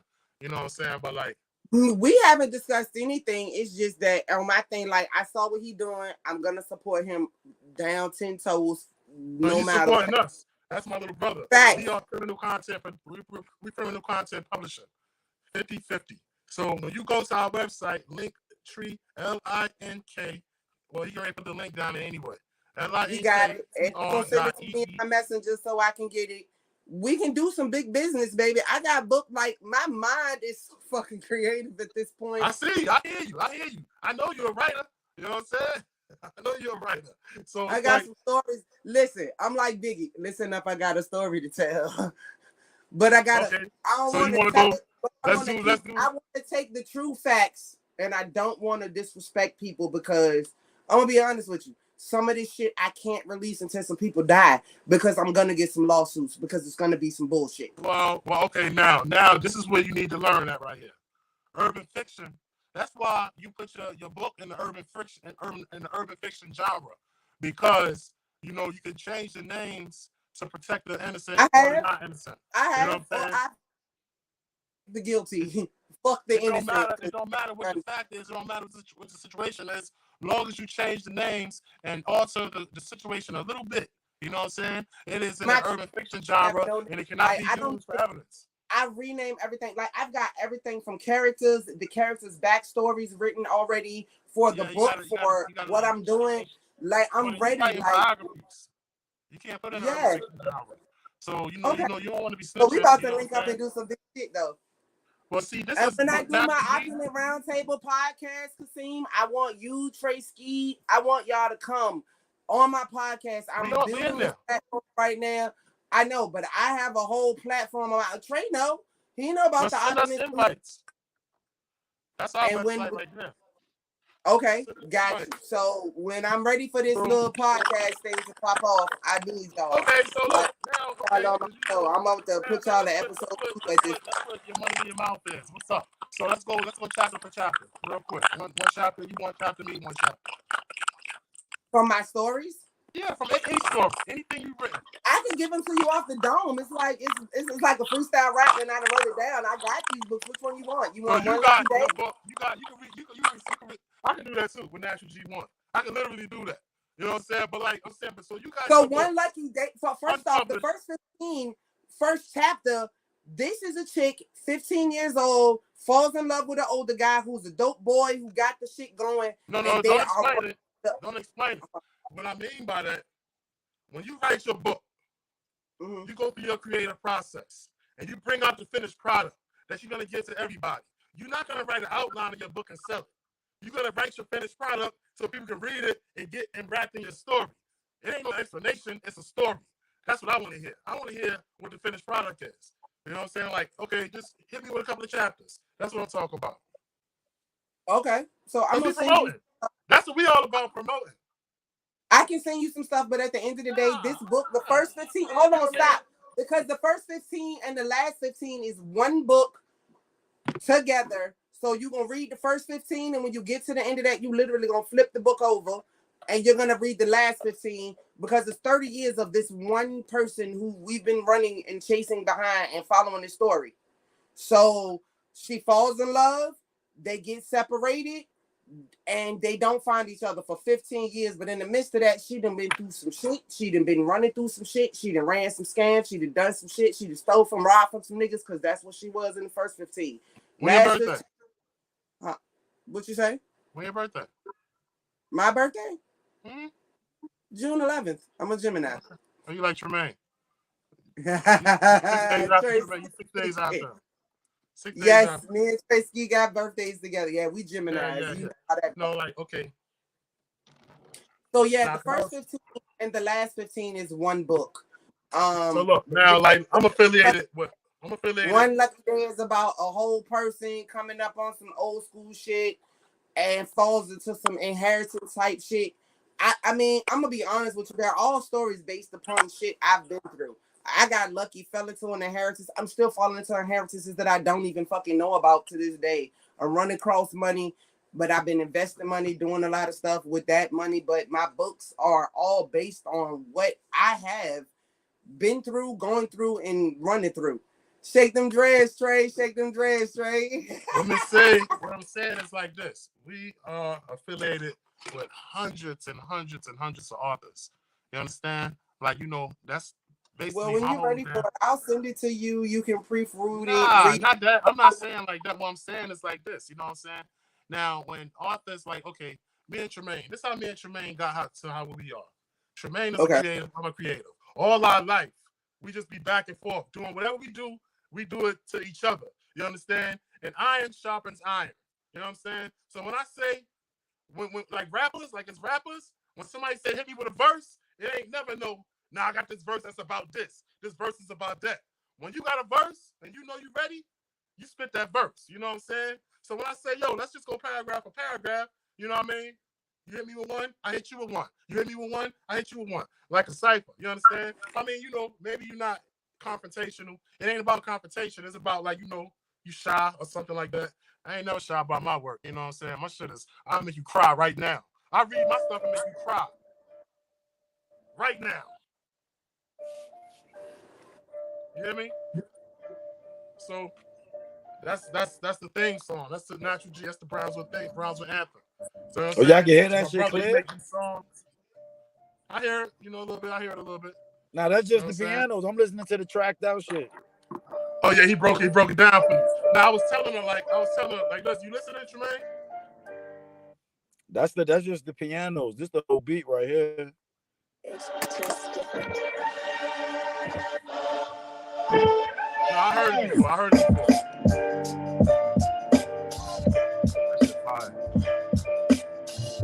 So, like, but I own the beat now. Man. I mean, I don't own the beat, but I got all rights to the beat now, so we could put that shit as the theme with no words. We could put the track up that I did.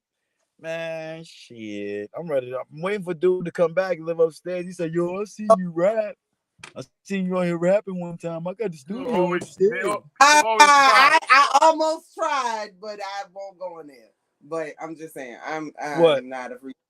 You know me, you know my lane. You know I'm just in the management business. I just like running shit. I don't want to, but the beat had me going though. I mean, that's what I'm saying. Like, that's where I'm at now with it. Like, I was Chilly Willy. I just wanted to rap. Find me some beats, and I'm a rap. And I just never found nobody that I could get beats from. So I started making beats. Here's my problem. Doing the artist management stuff that you know I've done when I was in the 804 Trey. My thing is the hours I've spent in the studio listening to tracks, watching niggas build shit, doing stuff. It's like for me now, it's like you heard a beat and you just like, yeah. And if it feels good, it feels good. And then you wanna. I'm that one that's just like, go for it. I'm the pusher. I'm the promoter. I want you to feel it. I want you to do that. I think for real. I look at it like this, right? I'm old as shit. I'm old as shit right now, but I think I would be perfect. Age is a number. You're not Hold on, old. but I know. That's what I'm about to say. What I'm about to say. That's why I say I think I would be the perfect artist for somebody in artist management. Cause push come to shove, I'll do this shit my motherfucking self. So I mean, you know that all you gotta do is your artist management shit. Trust other people. We want. I got our everything shit else. by us. That's what I'm saying. Like artist management people, they get artists that they gotta put too much work in. All you gotta do is find me some shows. I may need a little grooming, but I need minimal grooming. I know what I'm doing. Like I'm gonna be making my own flyers, I make my own beats. I write my own shit. I got my own everything. Big boy shit. What you got going on over there? I see you filling up. What's that? What you? Yeah, I saw you filling it up. What you filling it up with? Ain't no herb. He probably got some CBD or some. Ain't no herb. THC boy. It's a THC boy. You talking about? Yeah, shout out for them THC babes. Yes. Hold on. Wait a minute. I'm about to bring y'all some shit back. Hold on. Wait a minute. Hold on. Got the herb night.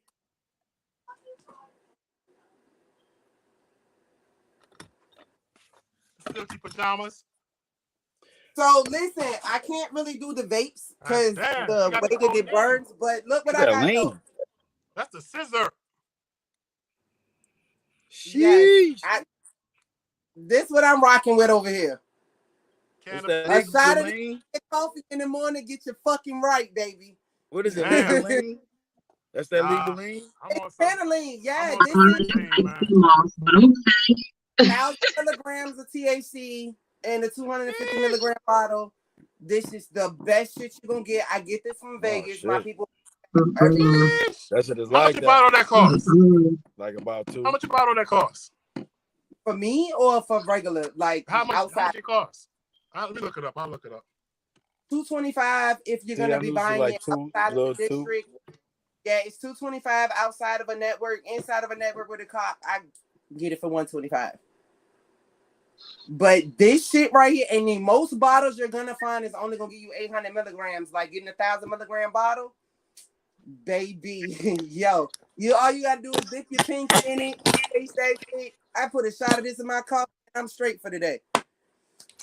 I need to get some of that. I can't do the like that in DC.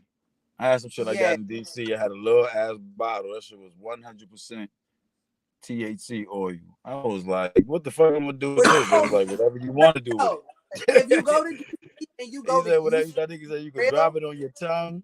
You could drop it in your juice. You was on U Street because that's where I got my very first bottle of this shit from. Was in DC. Next to the pizzeria. Yeah, we went to the party. We went to a bro.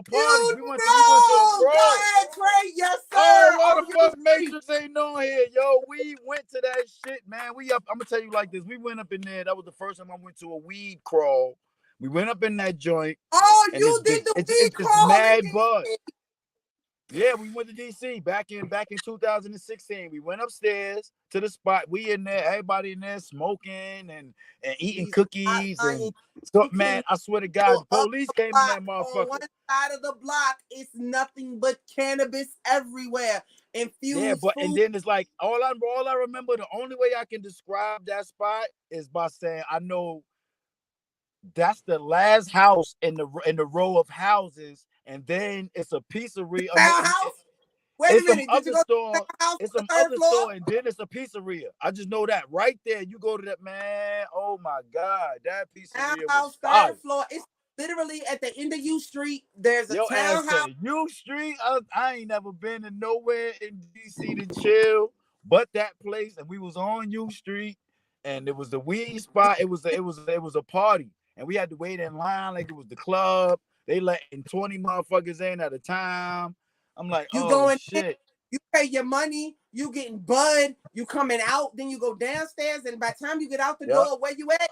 The pizzeria next door, and then Yep. y'all all crawling up the fucking Yep. street. That shit was And one lit. side I is was nothing like, but yo, cannabis, and I ain't been back. everything. And I ain't been back to DC since. I Yo, was Trey, like, we gotta yo, hit that that shit up. shit was You know, that true. we got we all have to do this. Like, we might need to get together, all of us, and plan this trip because That's what Trey know what I'm I talking want to go about. to DC on That's the why I weed. got I want to my go to do something weed.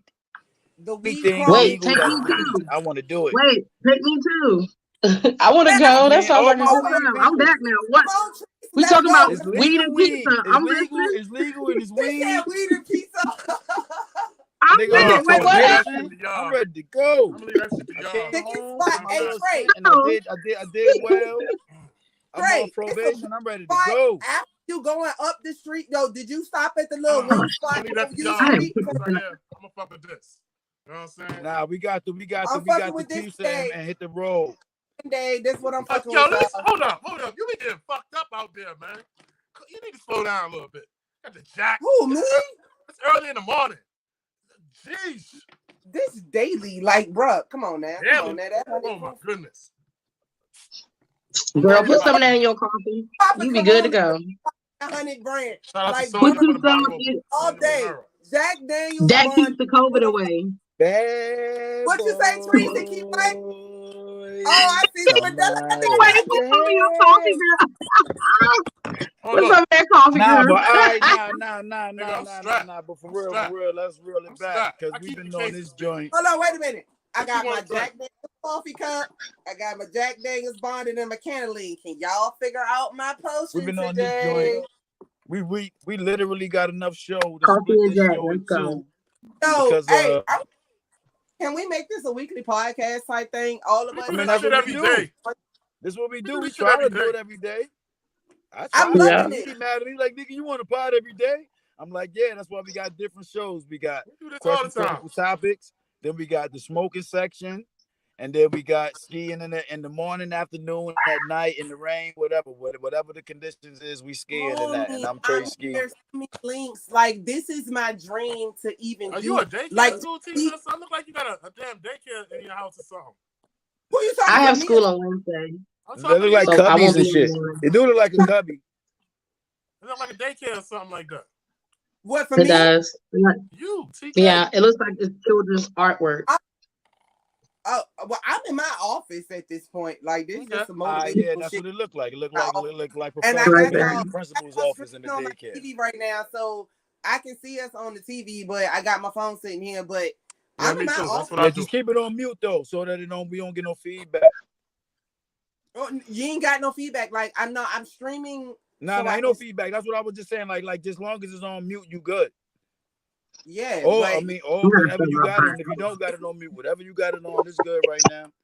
So when my me and my 9 to brother, 5 I called my brother this morning and we started I'll talking.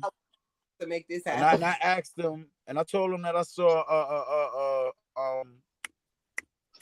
who was it that I said I saw? I saw Ed Lover said that his biggest what if he was saying Ed Lover was saying that his big if was what if was a male. And he came up with that because Nelly said his biggest what if is DOC. And then we went into shit and we were like the biggest what if in hip hop. And I was like, then I just went into bars. So I just said we should just do the biggest what if in the music industry. And then I was talking to Steve earlier, and we started talking about like River Phoenix, and we was like, let's just do the biggest what if in the entertainment industry. Okay, All so of I the got what a ifs. big and everybody who I felt that should have been big in the industry that got cut short, and I'm gonna say it now. Good. I'm gonna say this only because I found out that he's really, really me, and I do have family in this country. But at this point, so what ifs in the music industry for me? Who's my biggest what if? Shine. Who? Shine. Damn, all y'all looked at me crazy in the I ain't hear you. industry. Say it again. No, we ain't hear you. We ain't hear you. Shine. Shine. Shine. Sean Paul. Fuck yeah. He's cool. Yeah, he is one I of the can see industry's that. music industry's what ifs. And unfortunately, I found that come on, cause for real, you gonna give me that? My era. It's my era. It's my era. You talk about it's my era. So I got my opinion. We in the same era. Okay, so I give Shine that for right now because he is literally like when you go back and look at his career, what he's done, what he put out, and then got cut short. And he took a ride. The nigga solid as fuck. He took a whole ride for a nigga who didn't really give a fuck. And if anybody know about Honeycomb, okay, so let me say this. Anybody has heard the last... She called my nigga Honeycomb. He heard me. Trey heard me, so he know where I'm going. He know what I'm going. Trey, you already know. Huh? Don't worry, we have no censor on us. What Puffy did for the entertainment industry, this has never been done. So y'all can talk about his personal life. I'm gonna talk about Honeycomb. None of that shit matters. I'm gonna get all of his everything Puffy's got right now. Puffy gave us some of the best though. He gave us some best, but he gave us some best. No, I want TK to say best, and it was Andre's dick up his ass making him do it. And at the end of the day, we wouldn't we got right now if it weren't for Andre Harrell. I don't give a fuck how y'all feel. Love Andre. Yo, everybody start out. I don't understand what your argument is because everybody worked for somebody at one time. After Puffy left, everybody got to come up for somebody at one time. But at this point, it's like we're gonna have a we gonna talk about the topic. But everybody gotta say what they want. Everybody gotta express their opinion. You know what I mean? I understand. Whatever problem you got with Puffy right now without a team. I can't do it without a team. So I got to hire some people to do some shit for me that may 20 years from now come back and be like, oh, Peaches was a bullshit. She was an asshole. It's going to come back to me. But what I'm going to say to you right now is if it wasn't for Andre, Puffy, we wouldn't know the Mr. Diddy and the Combs and the name changes. And okay. Since you want to say that, if it wasn't from Berry Gordy, we would not know Andre Harrell. I mean, what's the difference? Facts! Everybody got a boss. You're right. Everybody got a boss. You know what I'm saying? Andre Harrell did unspeakable things. Unspeakable things to get uptown. You know what I'm saying? But we just don't know about it because we know about it back then. Well, hold on, wait a minute. Somebody who was floating around in the industry did unspeakable things for Motown. I know some things. I'm worse than Jaguar. Like I'm gonna tell you right now, Jaguar could put some shit up out there, but I've watched some shit. I know some shit. I'm 48 years old, and I've been in I lived this shit. You understand? So I understand where you're coming from. Everybody who made it somewhere in the industry done unspeakable things. You understand? Berry Gordy done unspeakable things for the success of Motown. Marvin Gaye, it's coming out that he was screwing down Marlon Brando. You know what I'm saying? So do you understand that Marvin Gaye is the reason why Tammy Terrell is dead right now thanks to David Ruffin because he beat the shit out of her because he thought the shit that was happening between her and that's like really, really irrelevant. You know what I'm saying? Like, you know what I'm saying? Puffy's lifestyle, his personal lifestyle is irrelevant to his impact on the game. You understand what I'm trying to say? I don't even subscribe to homosexuality. Because he keeps blending it to me, and that's my fuck up because I really honestly feel like can we reel it in? Please. No, because if we're gonna talk about the topic, let's talk about the topic. I'm not getting. Yeah, let's talk about just the topic. I'm not the reason about why. No, we're not going there. Hold on. You know what I'm saying? Here's my thing. I respect Puffy. Let's not try to veer. We want to get through this topic without going too far into. I didn't say arguing. We're not arguing. You got a pet peeve against Puffy. You got a pet. I mean, so what? I don't have an issue against Puffy. I respect everything he got going on. You don't. But you do not. You don't. He makes some moves that are questionable as fuck. He making moves that Puffy is a demon. Puffy is a demon. But you gotta be a demon to be a billionaire. What rich billionaire you know is not a demon that stepped on countless souls? Tell me one. Just tell me one. None. I can't disagree with you on anything you're saying because you're 100% right. You want to get rich, or you want to keep on being emotional about just you want to get rich, then get rich and stop crying. That's what it's about. You know what I'm saying? About Puffy. And what you're saying right now is 1,000% right. That's why I'm not disagreeing with you on my opinion of it. I don't disagree with what you're saying because at the end of the day, you're right. He's a demon and he got that money. But my opinion of some of the things that he's doing, he's a bad boy. Come out, which is a fact. He's a bad boy. Herb Gotti is a murder Inc. You know what I'm saying? Come on, you had to drive Herb into this. I know Herb personally. I don't want to drag Herb into this. Is also an aftermath. I'm talking about Herb Gotti. And Eminem is a shady 45. You know what I'm saying? Say it again. Hold on. Wait a minute. He hit the keynote. Say it again, Kasim. Shady what? 45. That's the show. That's the station. And Sirius. why is he on XM right now? Because he's what? Shady. Don't say because he's white. No, we ain't worried about that. The key word in the whole conversation was shady. The nigga shady as fuck. They all shady. You gotta be shady. You think Will Smith not shady? Will Smith is definitely is. Black man. He's not he definitely shady. For clickbait. That man was getting more. That nigga was getting more butt than a hotel bed, nigga. And then cried when his wife got D down by a youngin. I don't get it. His wife fucked around his brother. Shit, Will couldn't do. And she had to come Will couldn't stand up to what he was slanging. Will could not stand up to what he was slanging. His pride was hurt at that point. And so he slapped the shit out of Chris Rock. Y'all laughing.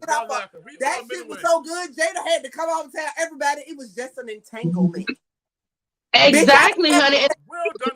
I had entanglements that I was not so proud of. So this nigga must have been doing something great. That nigga slayed that D on her. Girl, did you not see him in them boxer briefs? All that meat he got compared to Will.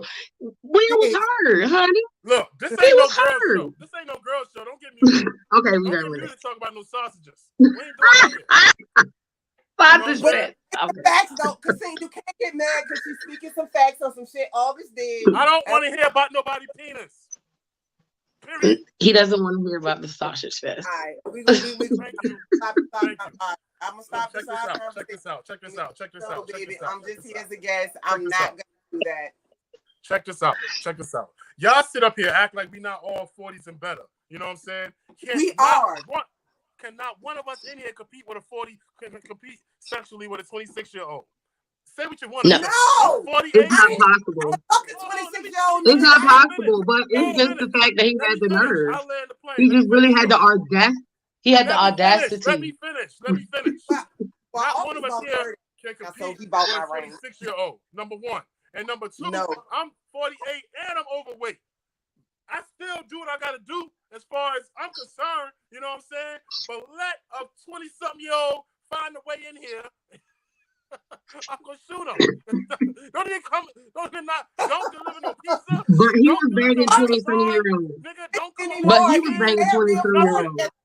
And do not August almost 40. That nigga push up trees. Tell him that nigga almost. I agree with that. And you know, I'm that type of person. I agree with that. But at the same time, he was banging 20-year-olds. So your wife get hit, right? And then wifey must want out there doing all he was doing for her. You know what I'm saying?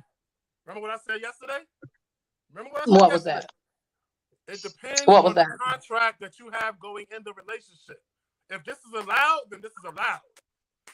An open relationship is just that. It's open. I don't care who you are. It's open. He emotionally, there you go. Emotionally, he won't ready. He won't. His manhood was ready, but he won't mentally. That's he wasn't ready mentally because mentally he could be able to deal with that. No, come on, because you know what you're doing. I can see y'all got it wrong. Y'all got it wrong. You know what you're doing. Y'all got it. You know what you're doing. Jada couldn't deal with it, so she had to hurt him. Let me explain. You're right. Kasim said it. Let me explain. Yes, Kasim said it. Jada wasn't ready and she had to hurt him. He is so fucking right. We have an open relationship, right? But I'm Will Smith, worth $400 million. You can't stop me from getting pussy. I don't give a fuck. Anywhere Will Smith go, it is harder. Jada got money too. It's harder for Jada to get some than it is for Jada. On my hubby card. Because the woman gotta find the right one. A man gotta find anyone. You're right, Kasim, and I feel what you're saying because I'm on that level. Like she won't ready to handle the. So women cheat on emotions, men cheat on actions. So she was emotionally tied to this nigga. We visual. Women are emotional.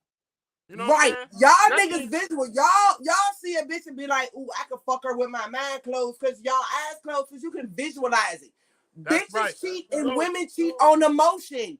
I know this for a fact. So she cheated on him with this young nigga not because it was nothing on visual. She cheated emotionally. But she wasn't ready for the emotions that she could handle. So now she gotta tell Will she had to hurt him. Cause emotionally you cheated, bitch, and you stepped out. Now you guilty. And that fucking emotion you cheated on eating your ass away. So that's why you Check come this up out. with Check this out. So now Jaden brings August in there. Jaden trying to smash August. But August not gay yet. He not gay yet. You know what I'm saying? Not yet. He not on the poly lifestyle yet. And you know that poly shit is what works in that Smith household. Jada smashing because she emotionally disconnected from Will. Once a woman is emotionally disconnected from you, she might as well forget it. She might as well not even have it. You ain't got nobody. She found it with August. And August was lighting that ass up. But it's still just fucking for Jada. It's really, he's a divisive tool to hurt Will. That's what he was. You know what I'm saying? But August started getting emotions. All right? August and when his emotions can connect with your emotions and a bitch is cheating emotionally, let me tell you this. I've cheated. I was married for 20 years. I done stepped out of my marriage. I'm ashamed of you. Why you cheat? I don't want to know your business. You want no? I don't put it out there. I don't give a fuck at this point. I'll put it out there why I cheated. No, I don't matter. But just do better next time. I was married for 20 years. Look, we're not gonna go into your story. I don't know. I don't want to know why you cheated. I want you to give my wife no ideas. I know she's watching. You know what I'm saying? No, I'm just playing. I ain't giving your wife no ideas. I'm just saying why I cheated. I don't want to get her on. Wifey, if you watching this is not to inspire you because, bitch, don't fuck up. I'm just telling you. I fucked up. My wife don't get down like that. I was only joking. Right, but here's I know, I'm just being sarcastic, but what I was saying was this. My thing is, I know why I cheated, and I cheated out of emotion. I never cheated because it was physical. You feel what I'm saying? It won't because he was the better looking nigga or he was this. I cheated on emotions because it was something I was lacking somewhere else. And when you look at a high power couple like Jada and Will, it's like, okay, what the fuck could she ever want for? But our opinion of seeing that this $1 billion nigga with a fine ass broad, why should she complain or even be empty on any type of level? But she cheated because somewhere emotionally with her won't be fulfilled. This is why women cheat, because of our emotions. We don't cheat because that nigga cute as fuck and he look good in them goddamn True Religion jeans. This is not why we cheat. We cheat because we're not emotionally fucking fulfilled with what we got. So we go because that emotion's being filled by that nigga we cheating with. And lie to you not, she claimed she was helping August. August was helping her because she realized there was something Will won't giving her emotionally. Like, the bitch got money. You can go into a bank. You can have all the money. I got money. I'm not broke and looking for shit. I'm single as fuck, been divorced and happy to be divorced and no longer married and was out of that 20-year relationship. But the niggas that I've been dating, I can look at that nigga and be like, nope. Like, emotionally, like, you can pull up and pick me up in the Maserati and take me out to fucking shops and spend fucking $250 on me. If I ain't got no emotion to you, you just was I just went out to eat with you. But when my emotions get stuck up and my emotions get caught up in you, or I'm wrapped up in something that you feed something that's emotional, yeah, you can get the pussy. I'm gonna fuck you off emotion. That's how it happens, and that's why women cheat. We emotionally cheat. Men cheat because they can. What you putting in the? Cause I can't hear. You can't hear who, me? Oh, now I hear you. I was waiting for you to finish talking. Yeah, we can let our. But no, I'm saying we as women cheat emotionally because we're not being fulfilled. It don't give a fuck. We could come home. Listen, I cheated on my husband when I was married, and it came home and gave him been the happiest fucking wife. All right, but it CK, won't. You make me don't happy want to get too far off of the emotionally. topic. You feel me? We don't want to get. That's why I said don't tell us why you cheated, because that's not the topic. Have to. I don't want to say I'm a cheater and I have cheated. That's why I'm single. You still doing it. You are still talking about you cheating. I swear. We are on the topic of what is the biggest what ifs in the music industry, and you said Shine and kept going. Like, Carl, just relax. Well, you can't stop me. I'm sorry. I'm just No. It's cool. It's cool. I got a mute button, but I just like to give you love because I do like hearing you speak. It's all good. I'm sorry, but Tre-Ski, yes, give me a what up. Give me a what up, Tre-Ski. For me, it's gonna be Shine. We're gonna bring it back.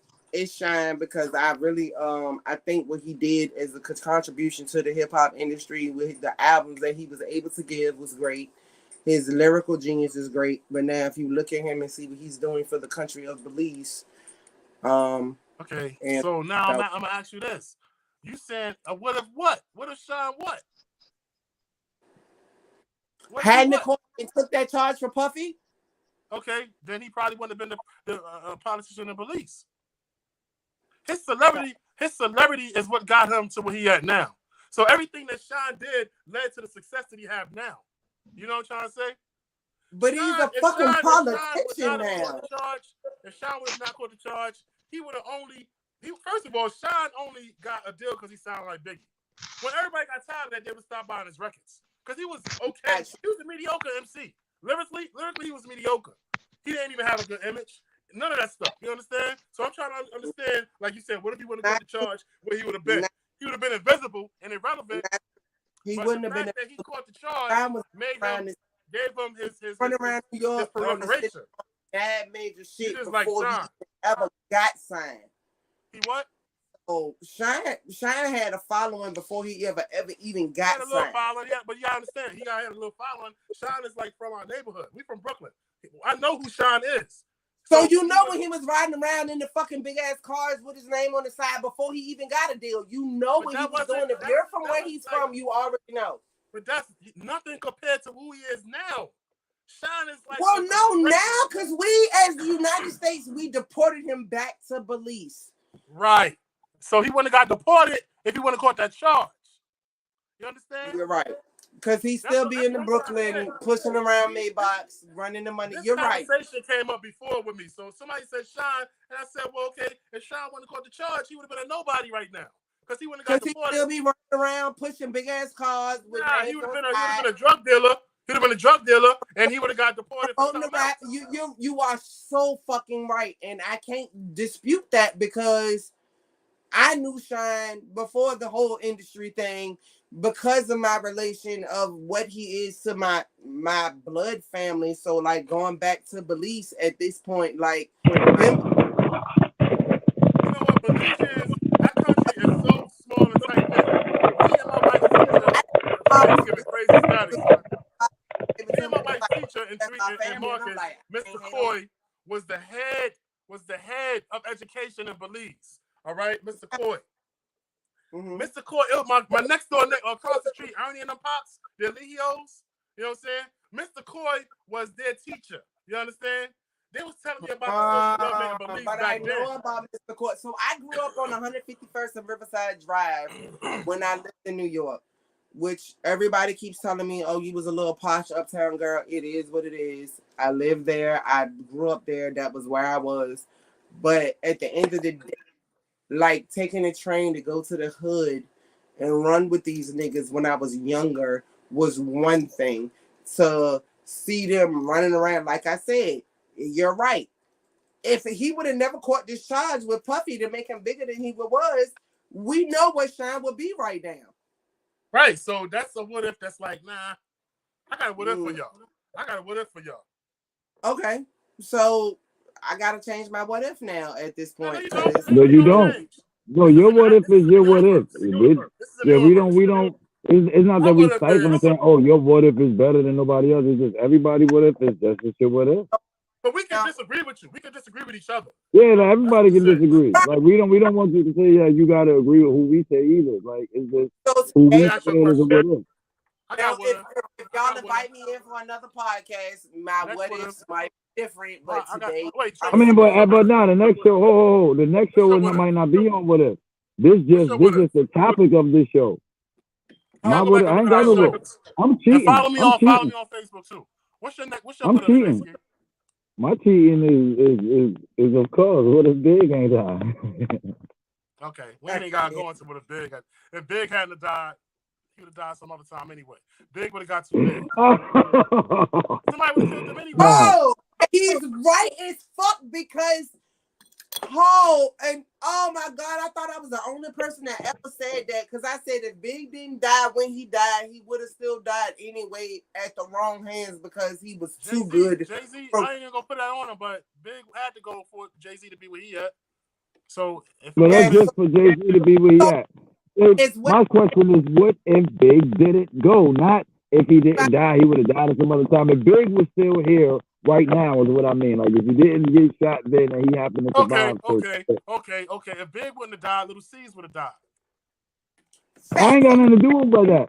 I'm saying, where would Biggie's career be if he didn't die and he survived to today? That's the question. He would have been Puffy. Big would have been Puffy already. Big would have been Puffy. And even though Big, my favorite rapper, Big was grimy as shit. He was stealing everybody's ideas and everything. Big would have been Puffy. But where would his career be? I'm telling you, he would have been Puffy. I gotta agree with him. He would have been a billionaire? How faster? How much faster? Huh? How much faster?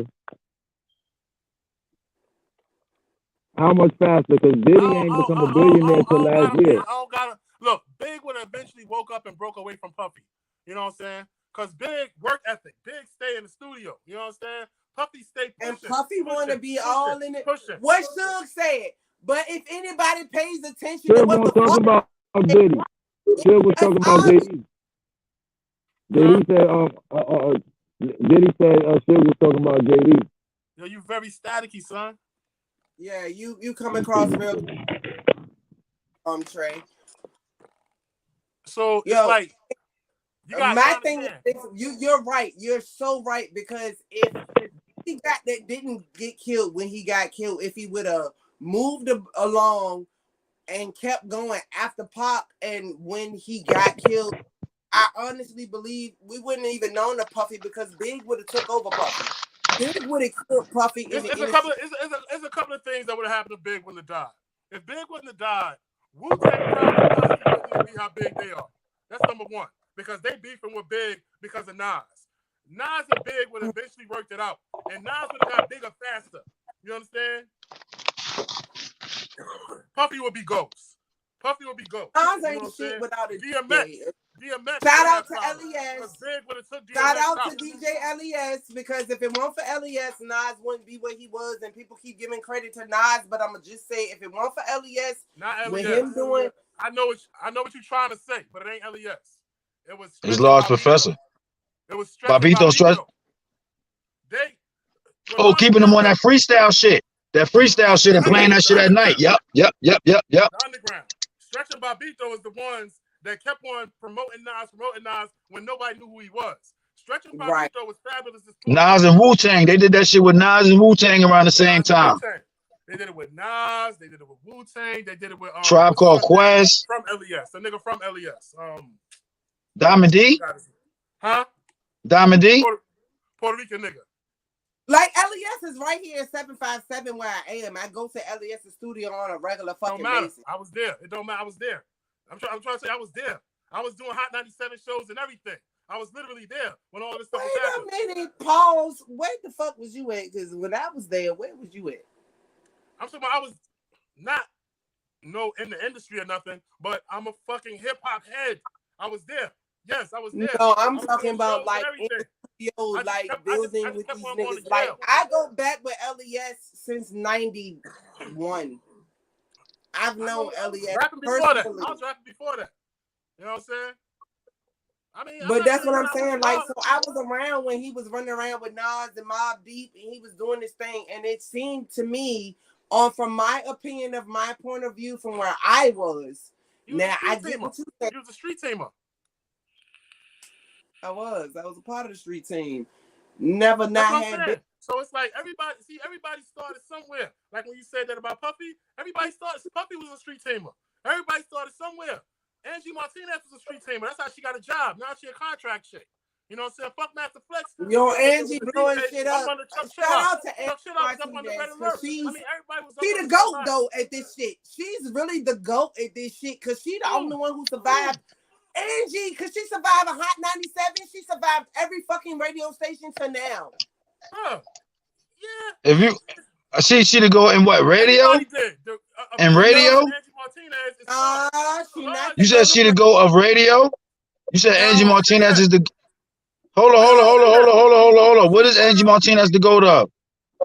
You said she the GOAT of radio? She's the GOAT in her genre for what she does. And radio? A DJ? No, she'll never be the GOAT in radio. Angie Martinez can never get the GOAT in radio. I mean, that's what I'm asking. I'm asking, like, what is she the GOAT of? Her platform for where she is now, from where she started, Angie Martinez got some shit that people don't realize. Like, she doing some big shit. Angie Martinez was just she was just somebody that was there during, like, she was somebody who was there from the beginning. Angie Martinez is my man Kelly baby mom. Yeah, she was from Bama Project. Oh, Kim, see who? Hold on, Kim, go back. She my man Kelly baby mom. She the one that put me in the Hot 97 back to school 3 years in a row. You know what I'm saying? On Randall's Island. So I know who she is. I'm just saying she's just a person who had a job, went from one place to another. It's like when you talk about the GOAT of the situation, who made changes in the industry, Angie Martinez didn't make no changes. Star Terrain did. You know what I'm saying? Troy Terrain did. Star did. Frankie Crocker did. Ed Lover and Dr. Dre did. You know what I'm saying? Charlamagne and Envy did. You know what I'm saying? Even Flex. Fuck Master Flex did. Yeah, Flex. All right, I can say Angie was there as far as women. She was one of the only women there. That's all I was saying. Who else was there? Who was there? What you talking about? When Angie was there? Don't say Miss Jones. Wendy Williams, DJ Coco. Hold on. No. Wendy Williams was on Kiss. Wendy Williams was on Kiss. When Angie was on, listen, I lived Hot 97 my whole teenage career. When Angie was on Hot 97, it wasn't no other shorties but like co-hosts. Angie had her show for Dolo. Angie had it on Smash for Del. And then after Angie, fucking Miss Jones came and Miss Info and all of them came, but Angie was first. Angie was first, dog.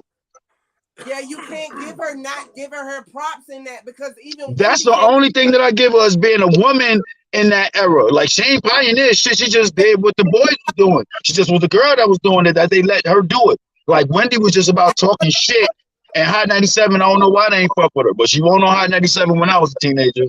No, don't get me wrong.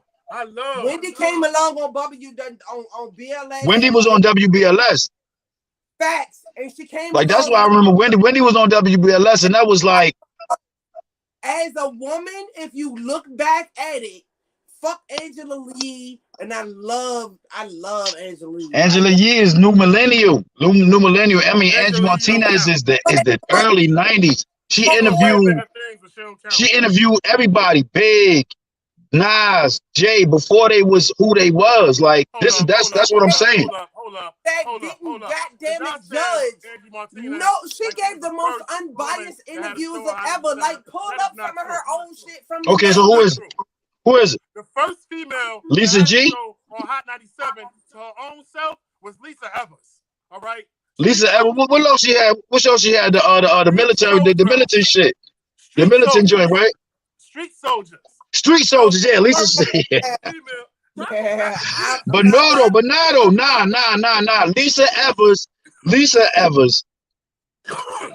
she was first. But don't put her in the category with Angie, dog. She did not do what Angie did. I'm not. She not. I'm talking about what Angie did. Angie was the first shorty to do that. Angie is the one that gave other people the green light to do other niggas said, well, they got a shorty. We got to get a shorty now. Angie started that. I know that much. Lisa Evers, niggas won't get in shorties because they had Lisa Evers. That was like a test joint that kind of worked in New York City. Angie was getting some of the first how niggas old interviews. we are because tell we you who knew her. made I Angie know about career. Lisa Evers, but Angie busted her the fuck out the box. But who made Angie? Who made Angie though? Who made Angie? Who made Angie? Nori. Flex or something? No, not Flex. Nori did. Nori did. With what? It was big. Oh no. It was big. Nori gave her that spot, boo. Nori was giving this girl interviews. Nori gave her that spot. Nori was the #1 artist, period, at the time. You know what I'm saying? But this is what I'm saying. When Big was the #1 artist, Angie was one of the only people he did an interview with. Right. No, Nori put her on though. You're right. She got Big after. No, she did not. Nori wasn't here. Nori was here after Big died. Nori ain't coming after Big died. Nori was gonna get signed by Big. He was. And he fucking fumbled the ball. He fucked up the ball for Capone and Noriega getting signed to Big because he couldn't rhyme and Capone was spitting. He said, yo, I want this one. I want the dark skin one. I want the dark skin one. And Nori was like, my man was like, nah, if you don't take both of us, then I ain't doing it. He was like, Big was ready to sign us, and I fumbled the ball. He tell that story at least 2 or 3 times. He done told that story 2 to 3 times on Drink Champs. But I remember when it happened. From Jake Trans, that's what I'm gonna say. Nori said that, and I'm not gonna disagree because you're right, and I won't. So I mean, like, but that Big interview when she was getting all the Big interviews, that's what got Angie her. Because I mean, she could have got kicked off. She was just a chick. She wasn't nobody. Back in the days, if you was just a chick, you could get replaced. But Angie was getting them quality interviews. Big ain't do interviews with nobody. He ain't do interviews with nobody in New York. That's why only interviews you really see is them West Coast shits. But Angie got an interview. Flex ain't got no interview. And Lisa and Dre ain't got no interview. Pause though, but this is the only thing though. And that's when Big was the #1. When he was the #1, she got the interview. So that's the same thing as when this nigga was #1. When Nori was the #1 artist and she was getting all the Nori interviews, the same, they're like, well, she done got the Big interviews, now she getting the Nori interviews, and now I say that helped her, but the Big shit is what set her off. She was getting the Big interviews, then she got the Nori interviews, and then Jay was just, I don't know, once Jay got to where he got, Angie was just like part of Rockefeller is saying, and that's where I think that's what really boosted. But it definitely started with Big. Because that was like the beginning of her career. She came on the radio in like 93, 94. Big and Mobb Deep. Big Mobb Deep in the whoop. Ray, let me ask you this. Remember when Angie Martinez did the Dame Dash interview before the Rockefeller shit was big? Do y'all remember that interview? You said before Rockefeller fizzed out? No, before it got big, when she had the whole interview with Dame Dash. When Angie did that Dame Dash interview back in, I think it was like 92, 93, maybe. I don't remember no Dame Dash interviews from back then. What happened in that joint? She did an interview.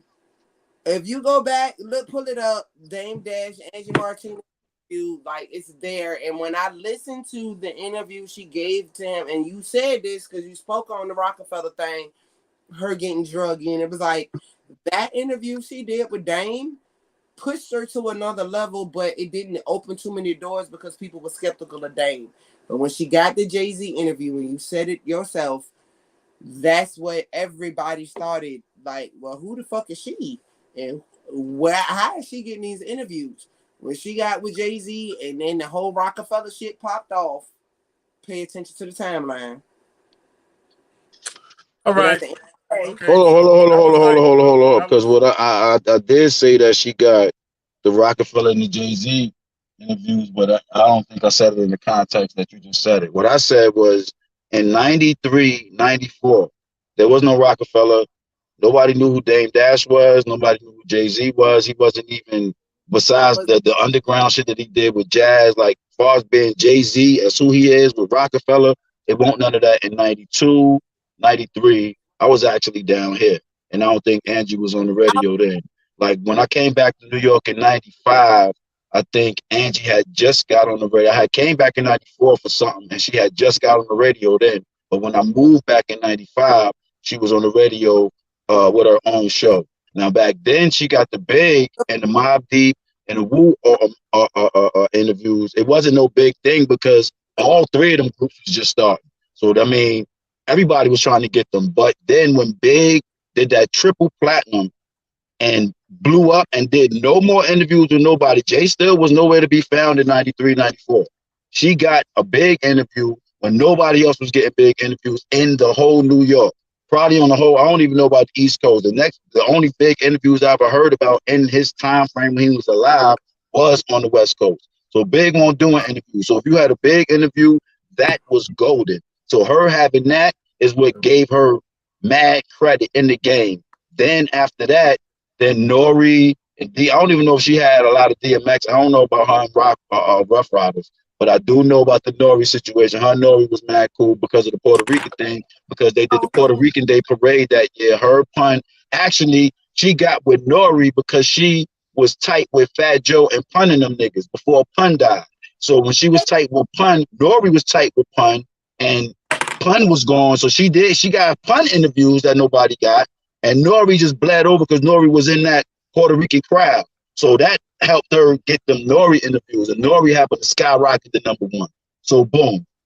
And Pun is also a fucking super what if that I ain't even gonna even say right now. So then after that, Angie was just solidified.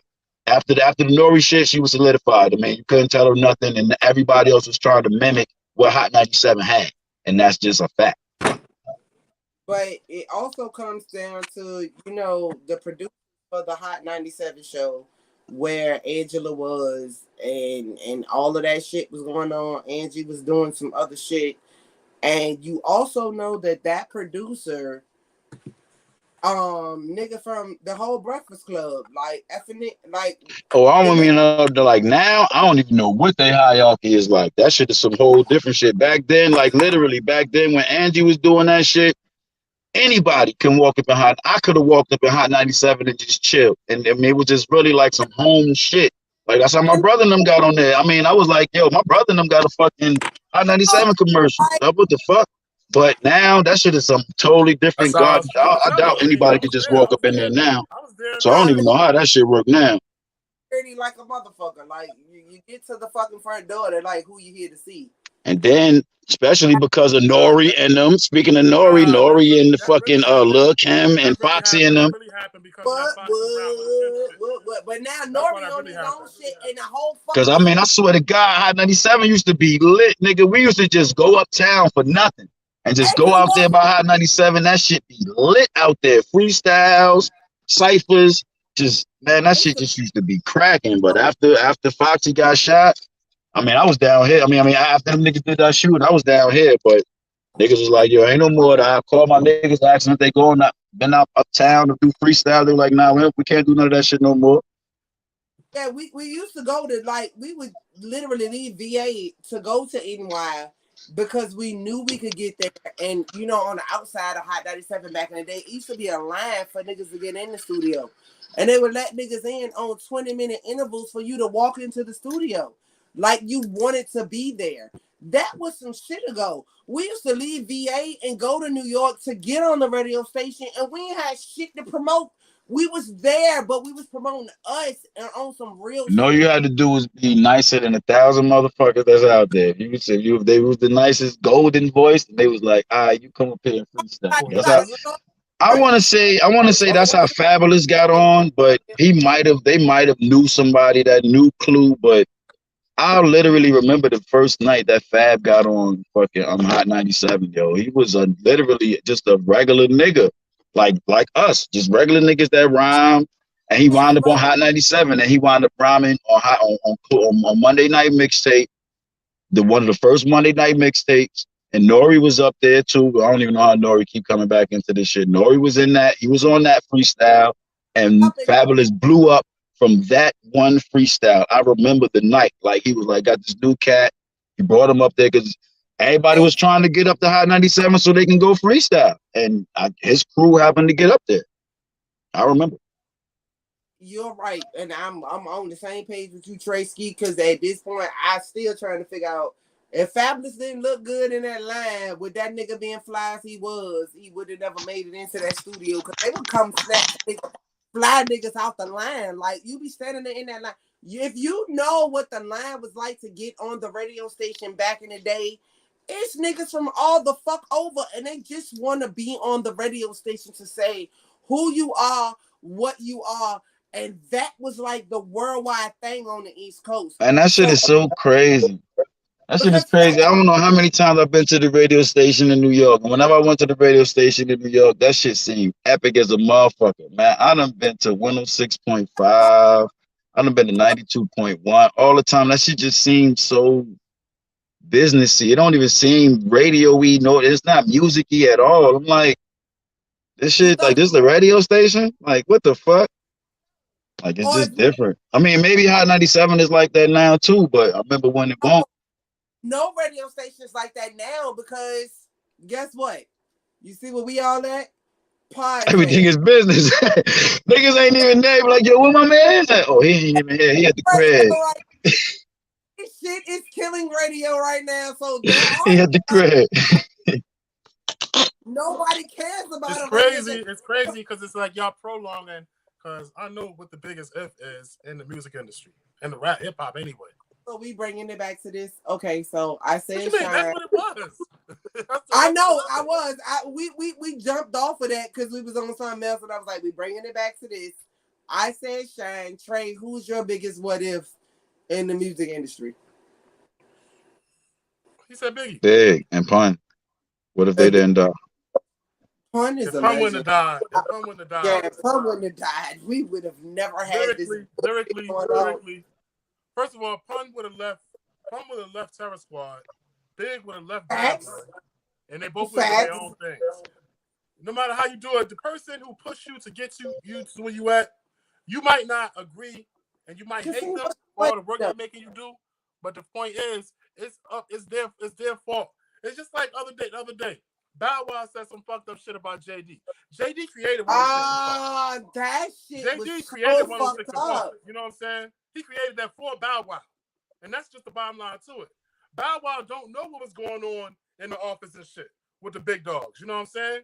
He just was a little nigga. The Brat did, because the Brat older and she was more like, business closer to JD. So he'll probably discuss different things with the Brat. It's the same thing. Like the Bow Wow come out and say some fucked up shit about JD, not knowing the history, because somebody else gonna put some shit in his mind. The same thing with Romeo. You know what I'm saying? The shit he did against P was fucked up. Like Romeo never. The same thing with the Locks and Puffy. You know what I'm saying? Everything. Wait a minute. Everything that these people that done for y'all, it hurt it. It hurt it. The same thing with Michael Jackson and Joe Jackson. It may have hurt it, but guess what? You successful because of the work ethic that they apply in you. So, you understand? Right. So what's your what if at this point? Because like you've commented on everything we posted. My what if is, what if Ice Cube hadn't left NWA? Oh shit! No, I'm going to take a drink. I don't even want to talk. The whole that conversation is done. Let that sink That's in. done. Let that sink in. Think about everything that came from NWA and let that sink in for just 1 second. Let's have a moment of silence. All right, drink champs. At this point, check this out. Shit. If Ice Cube would have build on that, Easy dead. I can't even fathom that shit because do you know how powerful that shit would have been? A billionaire. Suge Knight took over Death Row. Snoop Dogg owned Death Row now. I mean, it's so much shit. Cube Vision. Claps to Snoop for bringing back his shit and bringing back his brand. I'm proud of Snoop. Miss Chalet. But hold up though. Would he have fuck the groove up because he knew what time it was because they just rolled with it. But I don't know. Eazy-E might have knew what time it was. Dr. Dre ain't know what time it was. Dr. J was just that nigga. Dr. Dre was just reaping benefits. Ren was just reaping benefits. Yellow was just reaping benefits. Ice Cube was smart. That was Eazy-E business. So I know Eazy-E knew what time it was. I know Eazy-E won't get no crumbs. So I mean, like, would he have enlightened them niggas or would he have? He was I don't trying know. to. Because I think before his albums, like if you listen to any of Cube's lyrics on the shit that he was saying, he was really trying to tell them niggas it was what it was, and nobody. Listen, let me tell you something. If Ice Cube would have stayed with NWA, him and what's his dude named Jerry Wexler? What's his name? Wexler. No. Jerry Heller. Jerry Heller. Him and Jerry Heller would have parlayed some kind of deal between him, Jerry Heller, and Eazy-E. You know what I'm That saying? nigga would have been like, yo, look, I ain't stupid, dog. I already know what time it is. Maybe these niggas is cool with what they getting. But I had a Nipsey if it was that Hold on, because I'm gonna tell you the butterfly effect. This is the butterfly effect in this. It's quite possible DOC wouldn't have had his accident. He wouldn't have lost his voice. You know what I'm saying? Right. That's Nelly would have. been different. It's quite possible Eazy wouldn't have caught the monster and died. It's so much different shit that could have happened if Ice Cube would have stayed with NWA. You know what I'm saying? It's so much different stuff. Dr. Dre might not have been a billionaire right now. You know what I'm saying? Ice Cube probably would have been the billionaire right now. Because his mind is different. You know what I'm saying? That would have been his shit. Like Dr. Dre, I ain't saying Dr. Dre dumb, but from what I'm seeing, Dr. Dre just reaping benefits. I mean, he lucked up. He can make beats. He made the joint for you got to turn off the lights. So that was his start. And then he came with the him and Ice Cube created motherfucking NWA because he was like after that he had a little success. So he was a DJ and he would make these little mixes and he would put like little clips from movies. And then him and Ice Cube, I guess I forgot how they got cool, but he was like one time he told him, he was like, yo, look, I want to start doing it to where I don't want to put no clips over this. I want you to rap over this. Like we ain't trying to make it for the radio or nothing. Just make this shit. You know what I'm saying? Like these clips, like instead of the old exploitation movies, we're going to make our own raps about our own hood with the exploitation joints as the hook type vibe or whatever. We'll keep them, but I want you to rap. And he said that's how NWA got started. They started doing that shit. And then I guess Eazy-E was a hustler that had wanted to get his Berry Gordy on and knew Dr. Dre niggas probably got the trees from him or some shit. And he got plugged in with that. And I don't know how Ren came in, but I know that's what all the rest of that speculation, but I'm just going off of what Ice Cube said. He just said him and Dre was cool. Dre was making the beats, but he would put these little interludes in the beats. And then he told me he don't want to do the interludes no more. He want to do raps. So he just wanted me to rap about the shit that I seen in the streets. Don't worry about making it censored because we ain't worrying about it going to the radio. Like all that shit just happened to happen. I wish I had the applause. Like I could throw some comments. I'm about to give you a standing ovation, and I can't do it just with me clapping, but I'm gonna give it to you, Trey. Cause I told you I had a banger. Real shit, that is so fucking true. And at the end of the day, if that wouldn't have happened, goddamn, music industry's big as what ifs. You right though, Ski. Like I can't. I got. Both of y'all right. But we took it like me and Steve. We took it all the way away from music. We took it away from music. Like it's so many what ifs. Christine, what you got? I just want to hear what your bigger one is, and then that, because if you got one bigger than that, I'm very curious. Take it away from music. I got one way bigger than that. Take it away from let me see you take it away from music. Yeah, take it away. I gotta keep it on music. I'm on music. I'm on music. Okay, we gonna stay on music. Who you do it is? And I see now I'm gonna take y'all into the realm of R&B. He about to take us into the industry way deep. Who wrote the album Home? Whose album is Home Again? Home Again? Yeah. New Edition? Yeah. Check this out. Listen. What if Home Again came out in 1991 instead of 1996? Oh shit, we never know that because hold on, Home Again. Nope. Think about it. Think about Houston. Think about Jimmy Jam, Terry Lewis. Think about Bobby Brown. Home Again was all six of them. All six of the New Edition back together. Was only meant for And it was after Bobby Brown lost those plugs. So if they would have got it while Bobby Brown had those plugs. But then again, he could have been on some Bobby Brown shit. He could have, because he was like, yo, nigga, I got Whitney Houston and Jimmy Jam and Terry Lewis with me, nigga, and Teddy Riley with me, nigga. You forget one thing. Think of the biggest boy band in history. Boys to Men. Jackson It would be 5? no Boys to Men. It would be no Boys to Men. Bro, it would be no Boys to Men. Probably would be no ABC. He wouldn't have been. But See, I don't know. Alexander Poole era. If it wasn't for Boys to Men. But it would be no Boys to Men. You understand? Can you live without? What is life like without End of the Road? What is life like without the 11 million, the 10 millions, the diamond out? Boys to Men. Damn, man. You know what I'm saying? Damn, man. I wish my bro was on here, man, because we said we toss up Boys to Men with the 3 Tonys, man. Boys to Men gets lost in the Belle Biv DeVoe and the BBD and the ABC type of production. And at the end of the day, for me, I feel like that would. No, I mean that was back then when they was on that Motown Philly shit, but nah, they definitely evolved. Boys to Men, they got they were on the #1 song on the Billboard until this nigga Nas X took it over. They were on that. Okay, yo, check this out. So you got Jimmy Jam and Terry Lewis. You got Jimmy Jam and Terry Lewis. That little boy now. Teddy Riley. Yeah, he had Teddy Riley. Hold on. Everybody. It was writing for everybody. But if Boys to Men, Teddy ranked everybody at the fucking 75 91 and 96, you had who? You had Jodeci, you had Troop, you had Silk, you had Janet Jackson, you had Boys to Men got all them songs. In 757, all of these niggas hung. How would have they? How would no? Hold on. All the Babyface songs would have went to Boys to Men. Listen. If Home Again came out in 91, then I'm trying to think, would they have done the BBD shit? When did BBD come out? 89, 90? 91. 90. No, 90.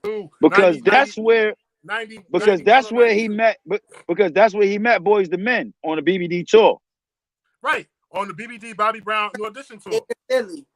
When they was doing the whole Philly What if thing. that was Home Again? Okay, you saying what if that was Home Again? Because I mean they did it. That's Home Again right there. Bobby Brown, BBD, and New Audition.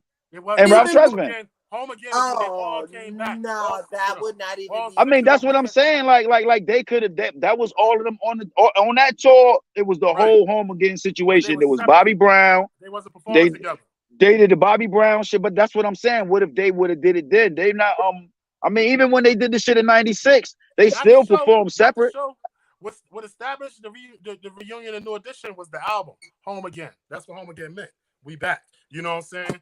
Now, had they made that Home Again album in 91, first of all, it would have did way better. That's number one. And then they would have came with another album right after that, and all of them songs from all of them groups. Jodeci, even on down to NSYNC and Justin Timberlake. Don't get it twisted. They teased it.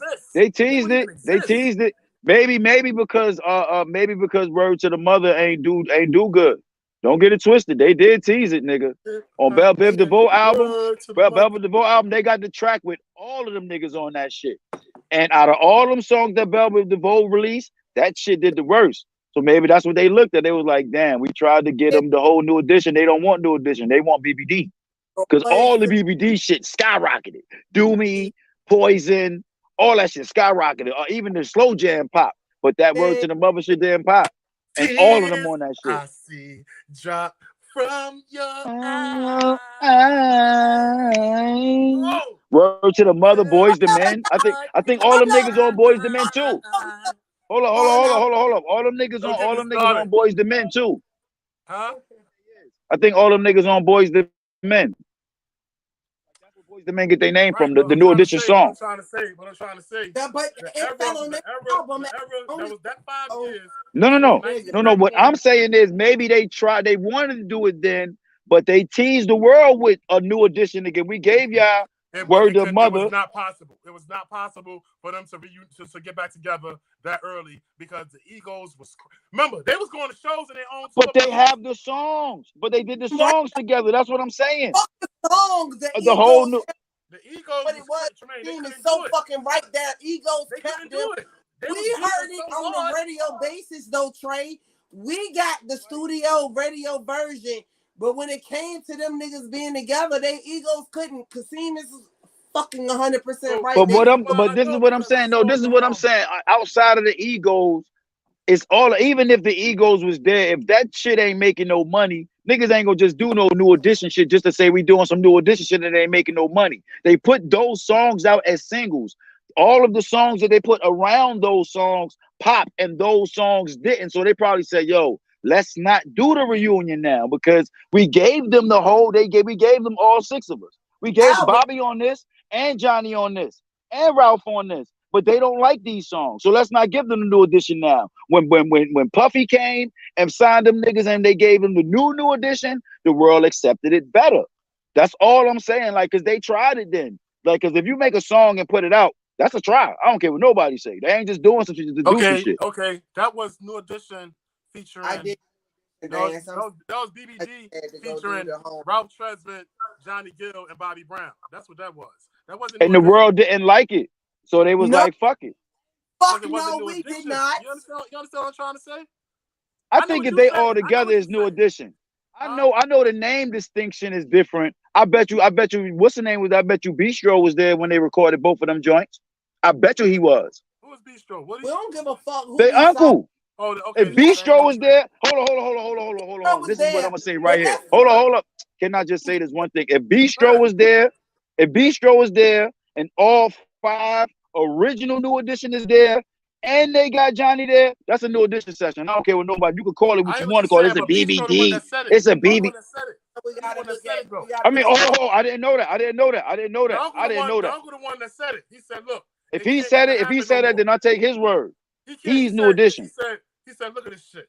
That's why we can't. That's why the group can't get back together. These motherfuckers come to tour in their own separate tour buses. These motherfuckers was 8 shows behind. They had to do 12 shows. That's who. Why couldn't he duplicate what he did with New Edition? He can't because there will be another New Edition. Because the egos, bro. No, not with New Edition. Not with New Edition. With somebody else. Because you can't come on. Different people. It's different people, different talent. Different time, different egos. It's not gonna never. I look at him like Phil Jackson. They had their first 5. They got rid of who we thought was the most popular nigga. Got with Johnny and got just as much famous. So it's still only thing that didn't really change was Bistro. He was still there. But it was still back for that. Okay. When you try to create another Michael Jackson, who you get? Justin Timberlake. Now Joe Jackson is not Phil Jackson. Huh? It's not Phil Jackson because the Jacksons was nowhere near popular as the Jackson 5. Jackson is Chris Brown. Am I right, Krushing? I said when you try to create another Michael Jackson, who you get? Somebody else. Chris Brown. Duplicate Michael Jackson. You can't duplicate him, but the next nigga to follow me said that's Chris Brown. Who you get? The Silvers. It's just a misdemeanor. You got to get over it. So that means you can't duplicate Jackson 5s. You can't do it. You know what I'm saying? I know what you're saying. Check this out. It's somebody who between 1991 I'm gonna say it like this. So many groups Jackson 5. Were the Jackson 5 the Jackson 5? Okay, were the Jackson 5 the Jackson 5, or were the Jackson 5 with Berry Gordy and whoever else put together in the pot?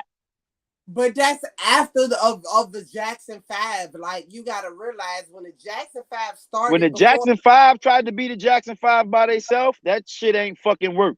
That Destiny shit and all that shit. That shit ain't really. Yeah, that shit ain't pop like the Lil Jackson 5 pop at all. It's not the same. But I'm saying though, they thought it would though. They thought that it was them that made the magic. Berry Gordy kept making that magic. You know why the Jackson 5 couldn't be the Jackson 5 no more when they grew up? You know why? I'm gonna tell you why. Right now. The reason why Jackson 5 couldn't come back and be the Jackson 5. He's speaking on Berry Gordy right now. But do anybody right now? Can anybody recite the name of who the fucking head of Motown Records is right now? I can't. I mean, it's not Berry Gordy, but we ain't even talking about this era of Motown. I think Young Thug on Motown or some shit. Like, Motown is weird now. Motown is real. Thank you. But at the Motown is, I mean, It's not the Motown that I have an affinity to. I mean, even if it's popping, I don't really know about this Motown. So I mean, I don't know what's going on with it right now. When you leave New Edition and turn to Bobby Brown, it is so hard to go back. It's a thug loving It type is thing. so He running hard to go back. Michael can't go back to Jackson 5. Thug loving. When Bobby Brown left Motown and he got free and he did that shit with goddamn Bobby Brown left Motown. Yeah, when Bobby Brown killed the contract, so people don't know he was signed. Kasim, am I right or wrong? People don't know. I don't know that. I thought Bobby Brown was signed to MCA. Yeah, that's what I thought, MCA.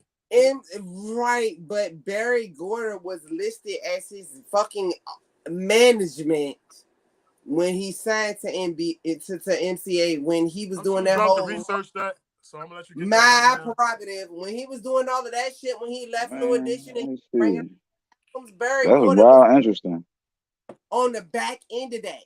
Now, when you think about it, when he left them and he did, and you know when he linked up with Murder Inc. and he did the whole thug loving shit. Do you know that was the day that he did that video that he got free of Motown and everybody that had shit with it? Bobby was still getting high. You pull it up. Look at the thug loving video. I have back screen behind clips of that on my phone to this day. That nigga was still getting high. Thug loving was the last thing that Bobby Brown was the first thing he did when he left Motown. Yeah, I'm not I got one for y'all that's gonna rock y'all world, and y'all don't even know what's going to happen to y'all. What's that? What's going to happen to y'all? I'm ready. I'm ready to get rocked because I know you're gonna bring something. Kasim, what is it? What if Jay-Z would have stayed retired after the Black Album? Oh, hell no. We talk about my feels. You made me get up on my chair. No. Think of everything Jay-Z was doing around the Black Album time. Yeah. And think about it. President of Def Jam. I know 50, it seemed like 50 kind of forced in the retirement when 50 came out. Where he came out with, Jay took a 2-year break. And then he came back. I know that's a fact. The timeline don't lie. Like Marley Marl said, men lie, women lie. Timeline don't. After 50 dropped, Jay didn't drop. And then he didn't drop. And then he came back after the Massacre, whatever that last one was that didn't do real good with 50.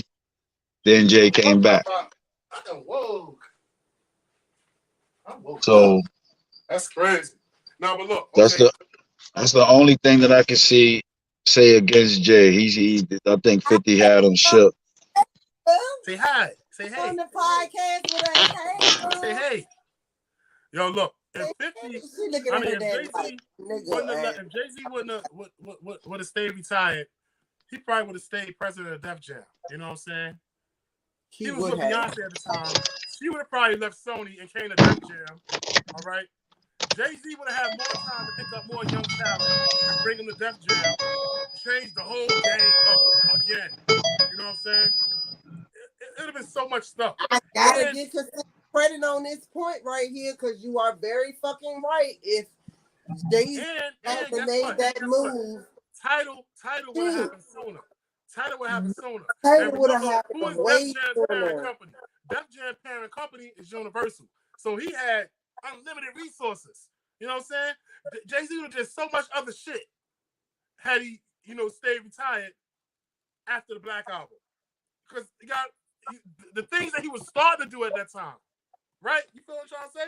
You beyond right, and you're mega right. Like, if that would have happened after the Black Album and the shit that could have changed in the music game after that album, we would never, the music industry wouldn't even be what it was right now. But I'm going to need Tremaine to chime in on this one, though. So this one, I'm reading this thing. It said, without. Yeah, I see his face. Now, if Jay-Z would have stayed retired after the Black Album, American Gangster would have happened. Watch the Throne wouldn't have happened. 444 wouldn't have happened, and that would have took him out. Never. Beyonce drunken in love. It would have took him out of the what conversation? It would have took. Listen. The albums wouldn't have happened. TK, hold up. If he would have stayed retired, American Gangster might not have happened. Watch the Throne might not have happened. 444 might not have happened. And without this longevity and consistency of material, it could have took him out the GOAT conversation. It couldn't have. He was the GOAT. He was in the conversation way before those. He was in the conversation before those. He was in the conversation, Trey, but he wasn't relevant. It was too early. He definitely was relevant. He definitely was relevant. I didn't say he wasn't relevant. He was definitely way relevant before America. I don't even have Jay-Z conversations with people because there's no way you can listen to Jay-Z lyrics and say that he trash. So I just let whoever feel whatever they feel about Jay-Z. Y'all can have that shit because people get too emotional and there's no way you're going off of logic. Fucking what's the name? What's the dead president shit? No, not dead presidents. Politics as usual. Niggas say that shit is corny. I don't even take what they say. I don't even take what they say as fucking. Hold on, I'm going back to Hawaiian Sophie, bitch. Like at this point, I'm Hawaiian. Man, why I gotta be a bitch? What? Oh, relax. See, that's what I'm saying. Like the emotions is flying, bitch. Why I gotta be bitch? Damn. She did. She said I'm going back to Hawaiian Sophie, bitch. I'm like, whoa. Oh, that's me for me. And she's talking. I don't do that. Like never would that ever happened. I'm just saying I can back on Hawaiian. I mean, I understand. I mean, like if it was a slip, then I understand. But I mean, I definitely heard it though. Yeah, we catch her. Right, but we know where it's coming from. So I actually didn't. That one, I was, and I'm not being a dick. I swear, I don't converse with people and they just say bitch and that's be the conversation. I'm like, oh me. So I mean, but you good to understand what you said. But back to Hawaiian Sophie, even then, there's no whack Jay-Z lyrics. I'm trying to figure out where are the whack Jay-Z lyrics. What you was saying when I said I'm going back to Hawaiian Sophie, bitch, like that's. So he the GOAT. He the GOAT because of his lyrical ability, and I'm trying to figure he been the GOAT to me since before American Gangster. So those albums are relevant. But let me try to explain. So the reason why I think that because look, all right, go ahead. Had those next projects that I named had not happened, Jay-Z would have been doing other things if he stayed retired. So he would. The reason why you know what those projects would have did. Answer a question with what you're asking. Can we erase? I know what you said. I'm listening. I'm not finished.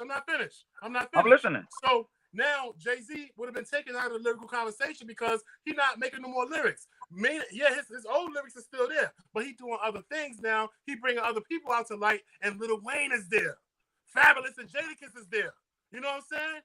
They still making content. You know what I mean? Nice. I feel that. All of those, I hear you. I hear that.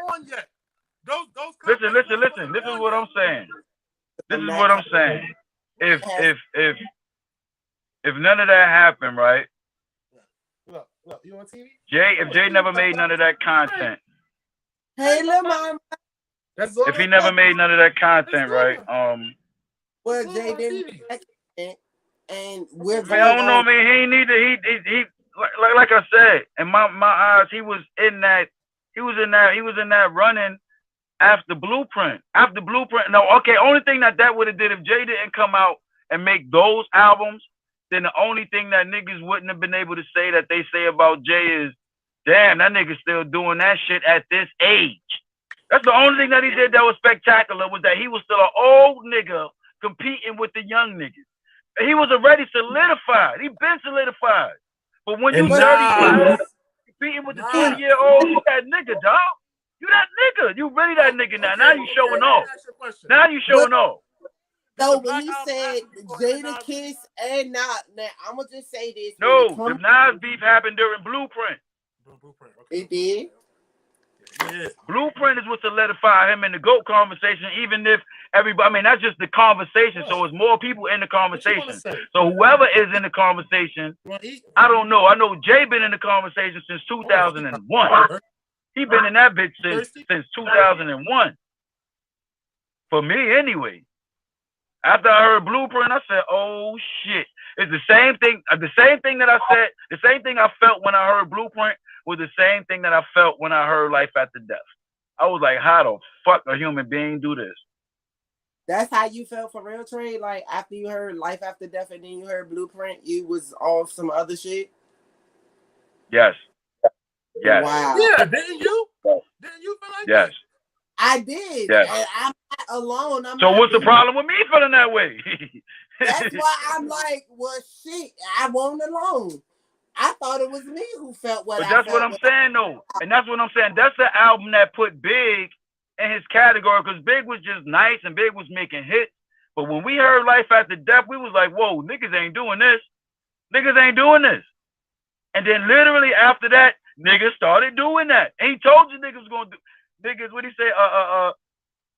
Listen, study, ready to die. We said, listen, ready to die. Listen, study shit. Now they on some money shit. Successful out the blue. Lightweight, fragile, my 9 milli make the white shake. That's why my money never funny. And you still recouping, stupid.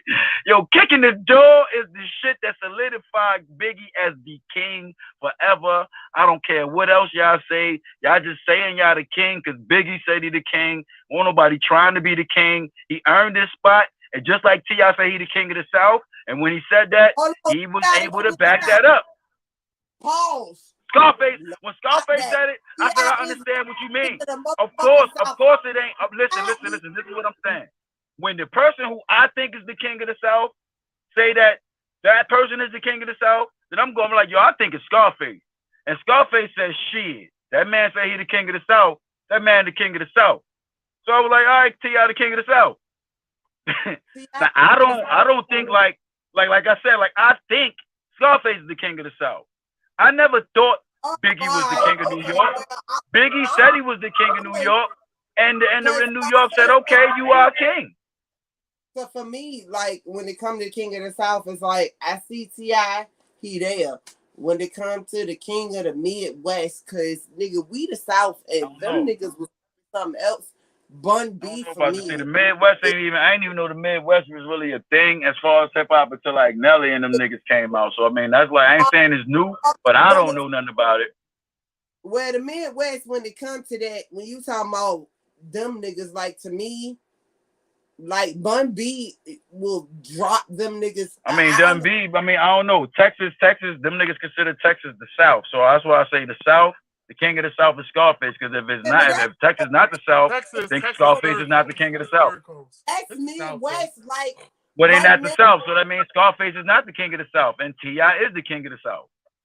Facts, and that's all I'm saying, like, because them niggas from Texas, because when I think of niggas that can rap from the South, from Atlanta and all that shit, niggas can't rap better than T.I. I don't care what nobody say. I don't give a fuck what nobody say. I don't care what type of content you like. That's why I say Eminem is so high on the chart. Well, I say I don't agree with his content. I'm not saying he has the best raps.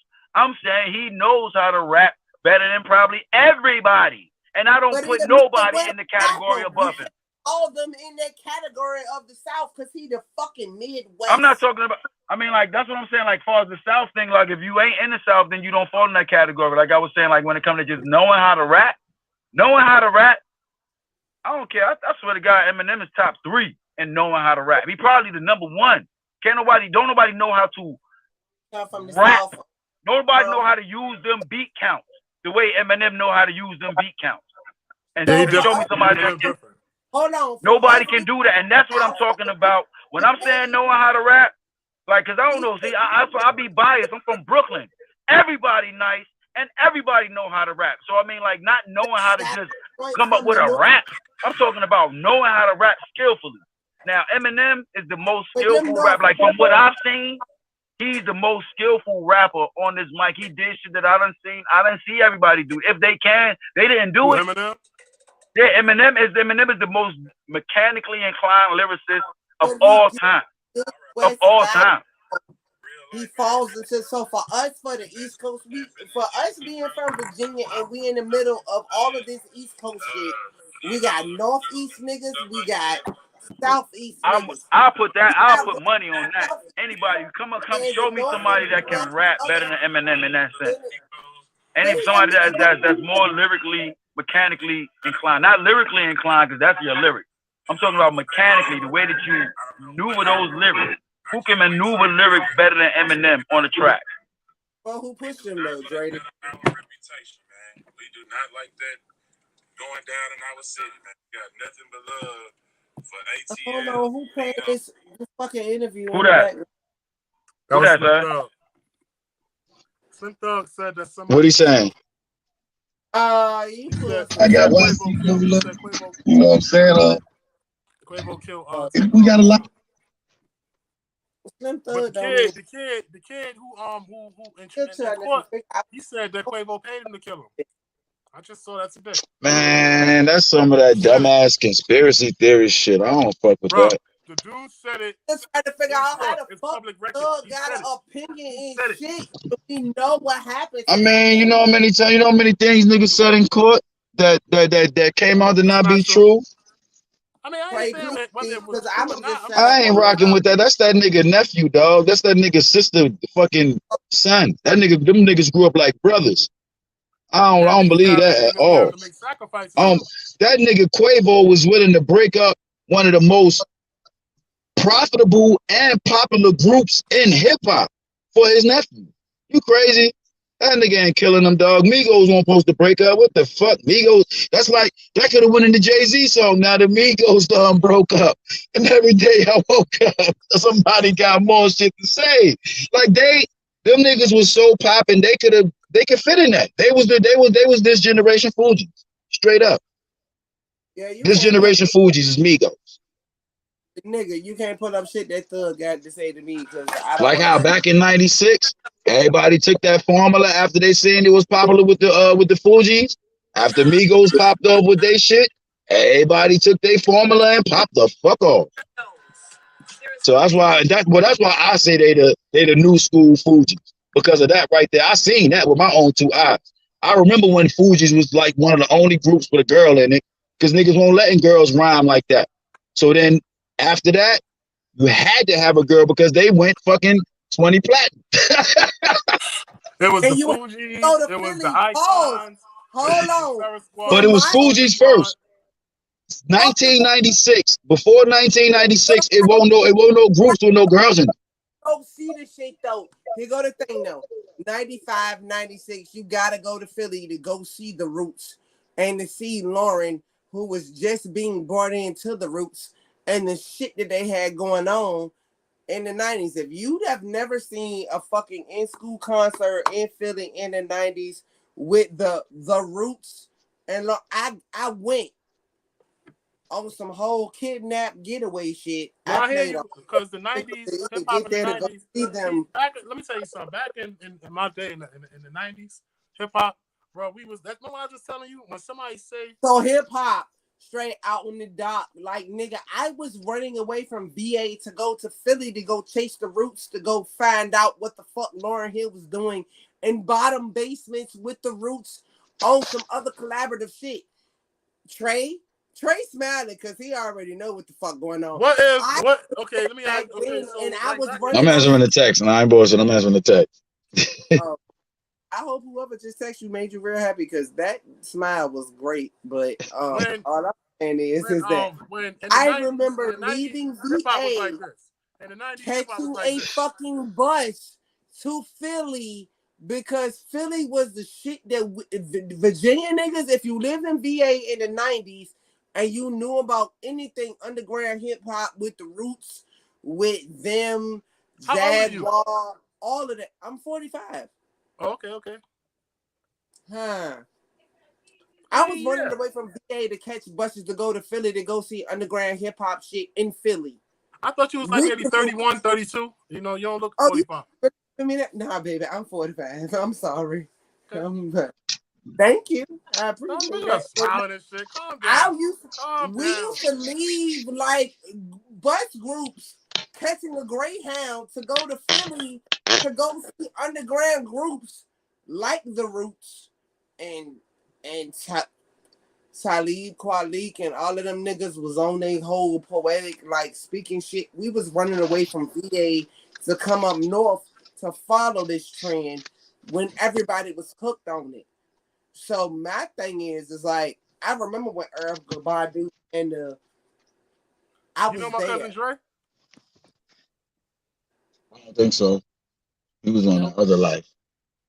Give me some photos. I might can tell you if I know him.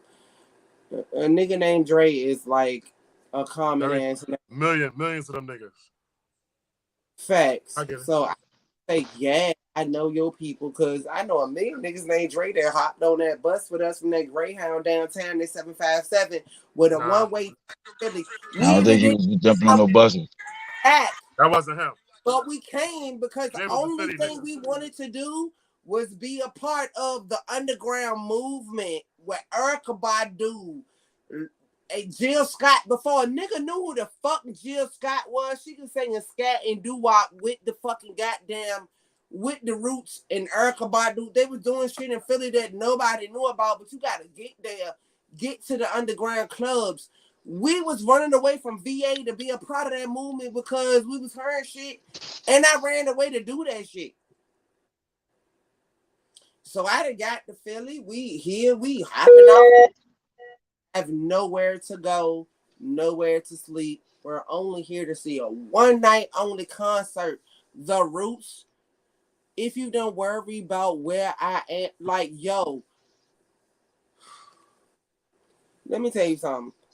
I've done some dumb shit for the rap game, for the hip hop game, for the love of music, because I love music at the end of the day. Like if somebody was what like, you was doing? You was doing some Foxy Brown shit? hold on. No, like if a nigga told me Special Ed and goddamn the nigga Special Ed and them doing the project in the park in New York in the Bronx and they gonna be there, where you gonna be at? I'm leaving home and I'm leaving and I'm skipping and I'm catching the buses to come to New York to be at the fucking playground. Clear J's. You just show Clear J shit.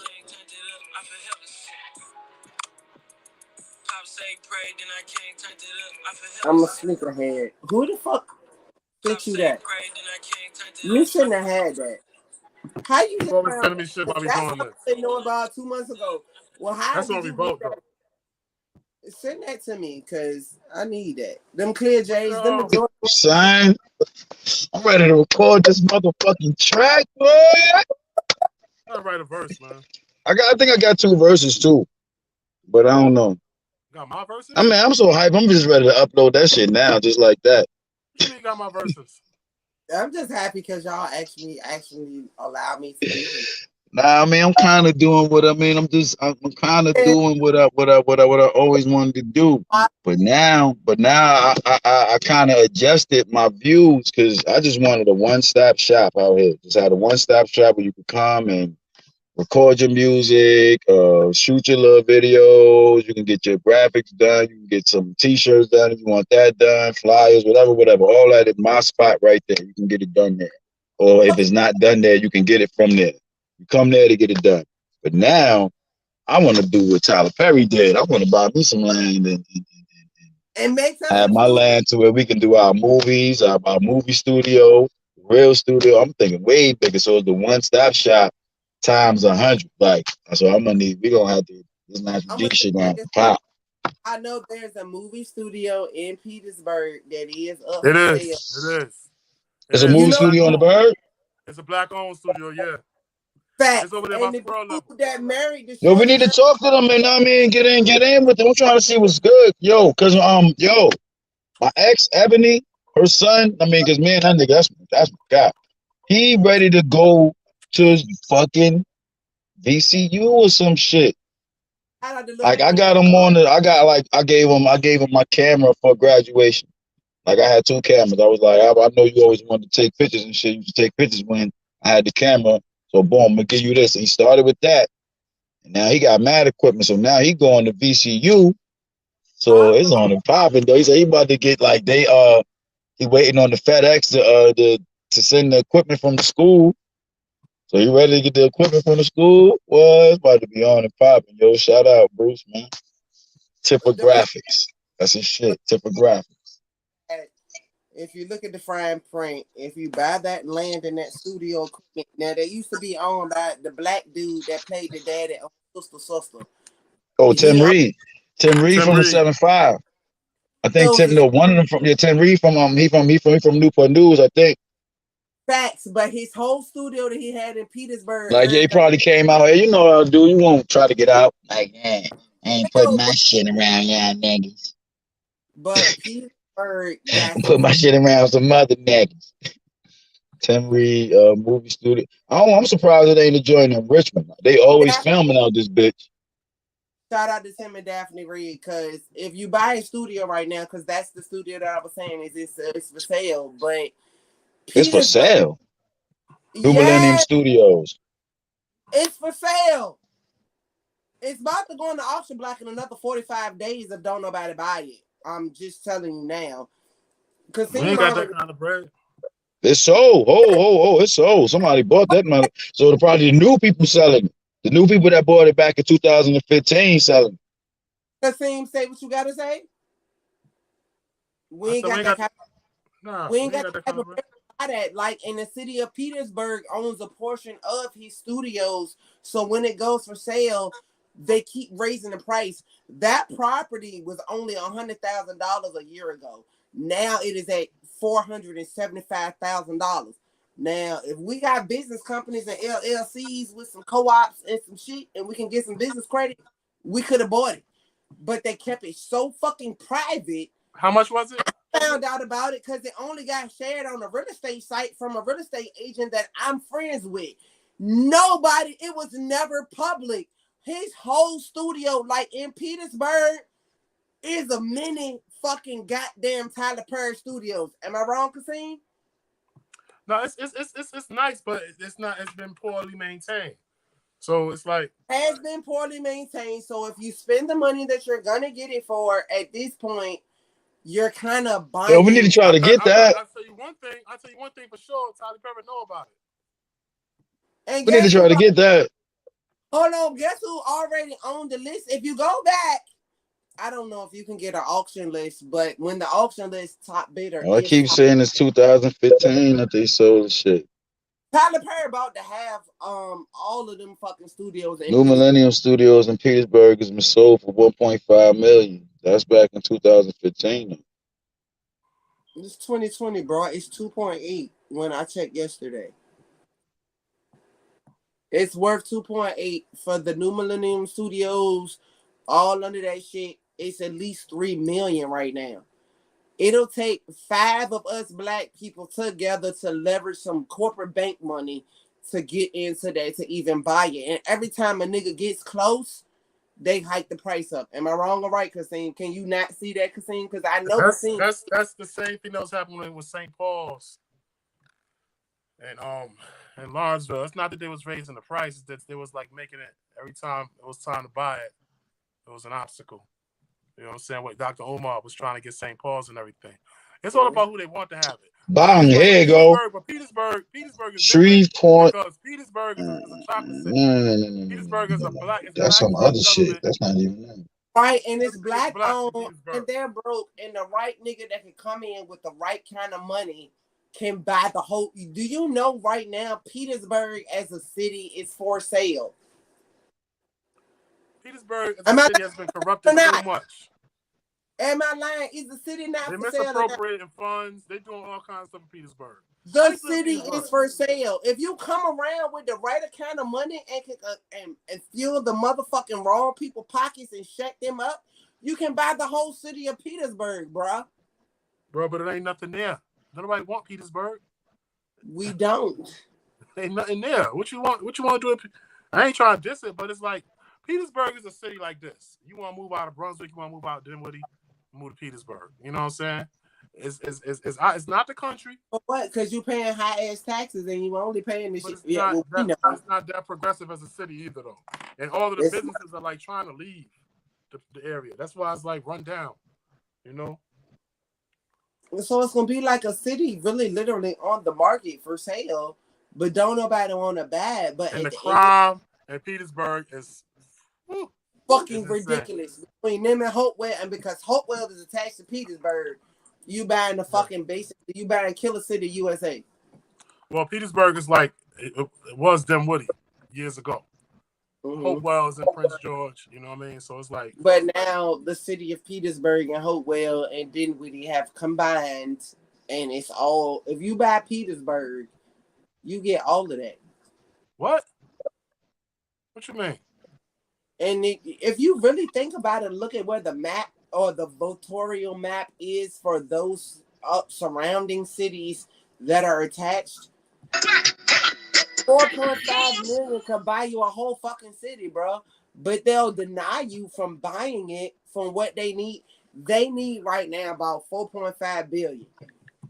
If you come in and start buying shit up in that city, they gonna still find a way to shut you down before you buy the whole city, because you can buy the whole city.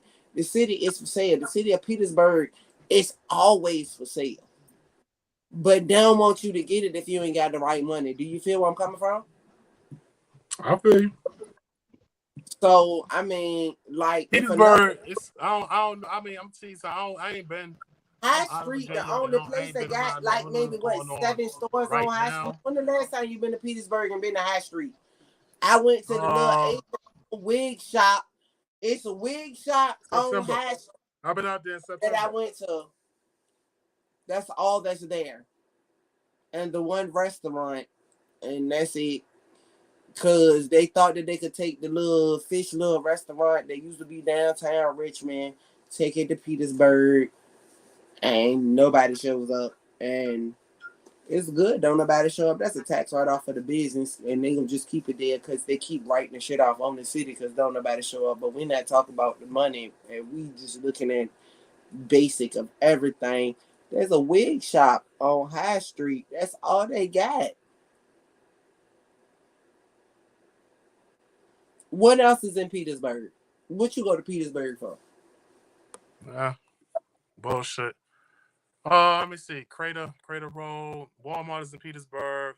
Oh, well, you know, it's like most of the things that's in Petersburg is on the outskirts of like Chesterfield and Prince George. You know what I'm saying?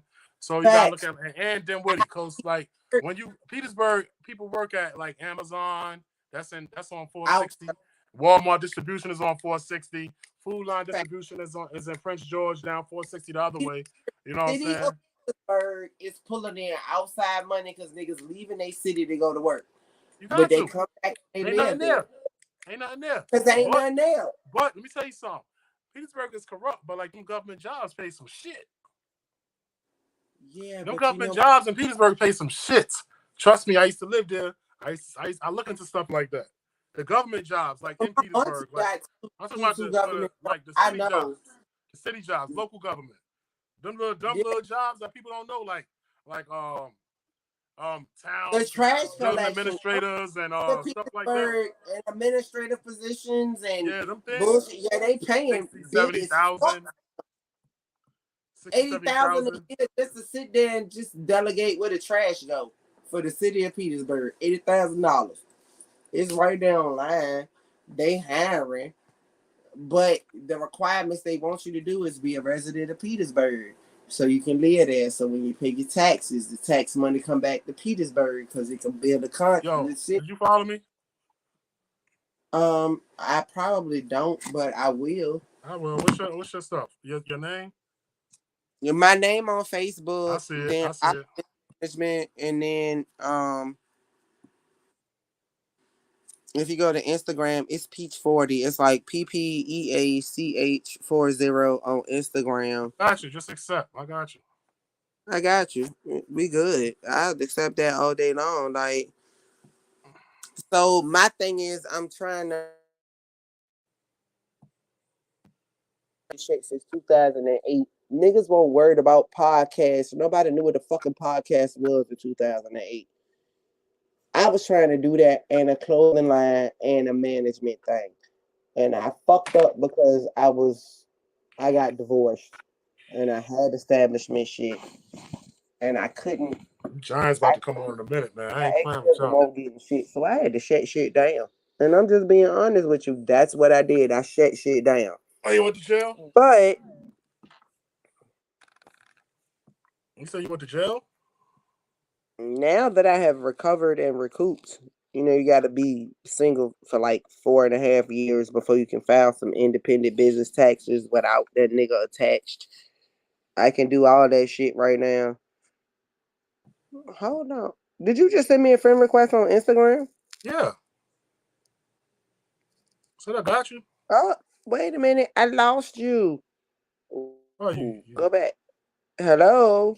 Well, I hear you. I'm here. Am I I here? can't even hear you. I don't know You what can my hear me? Let me phone see. just did. Some weird shit.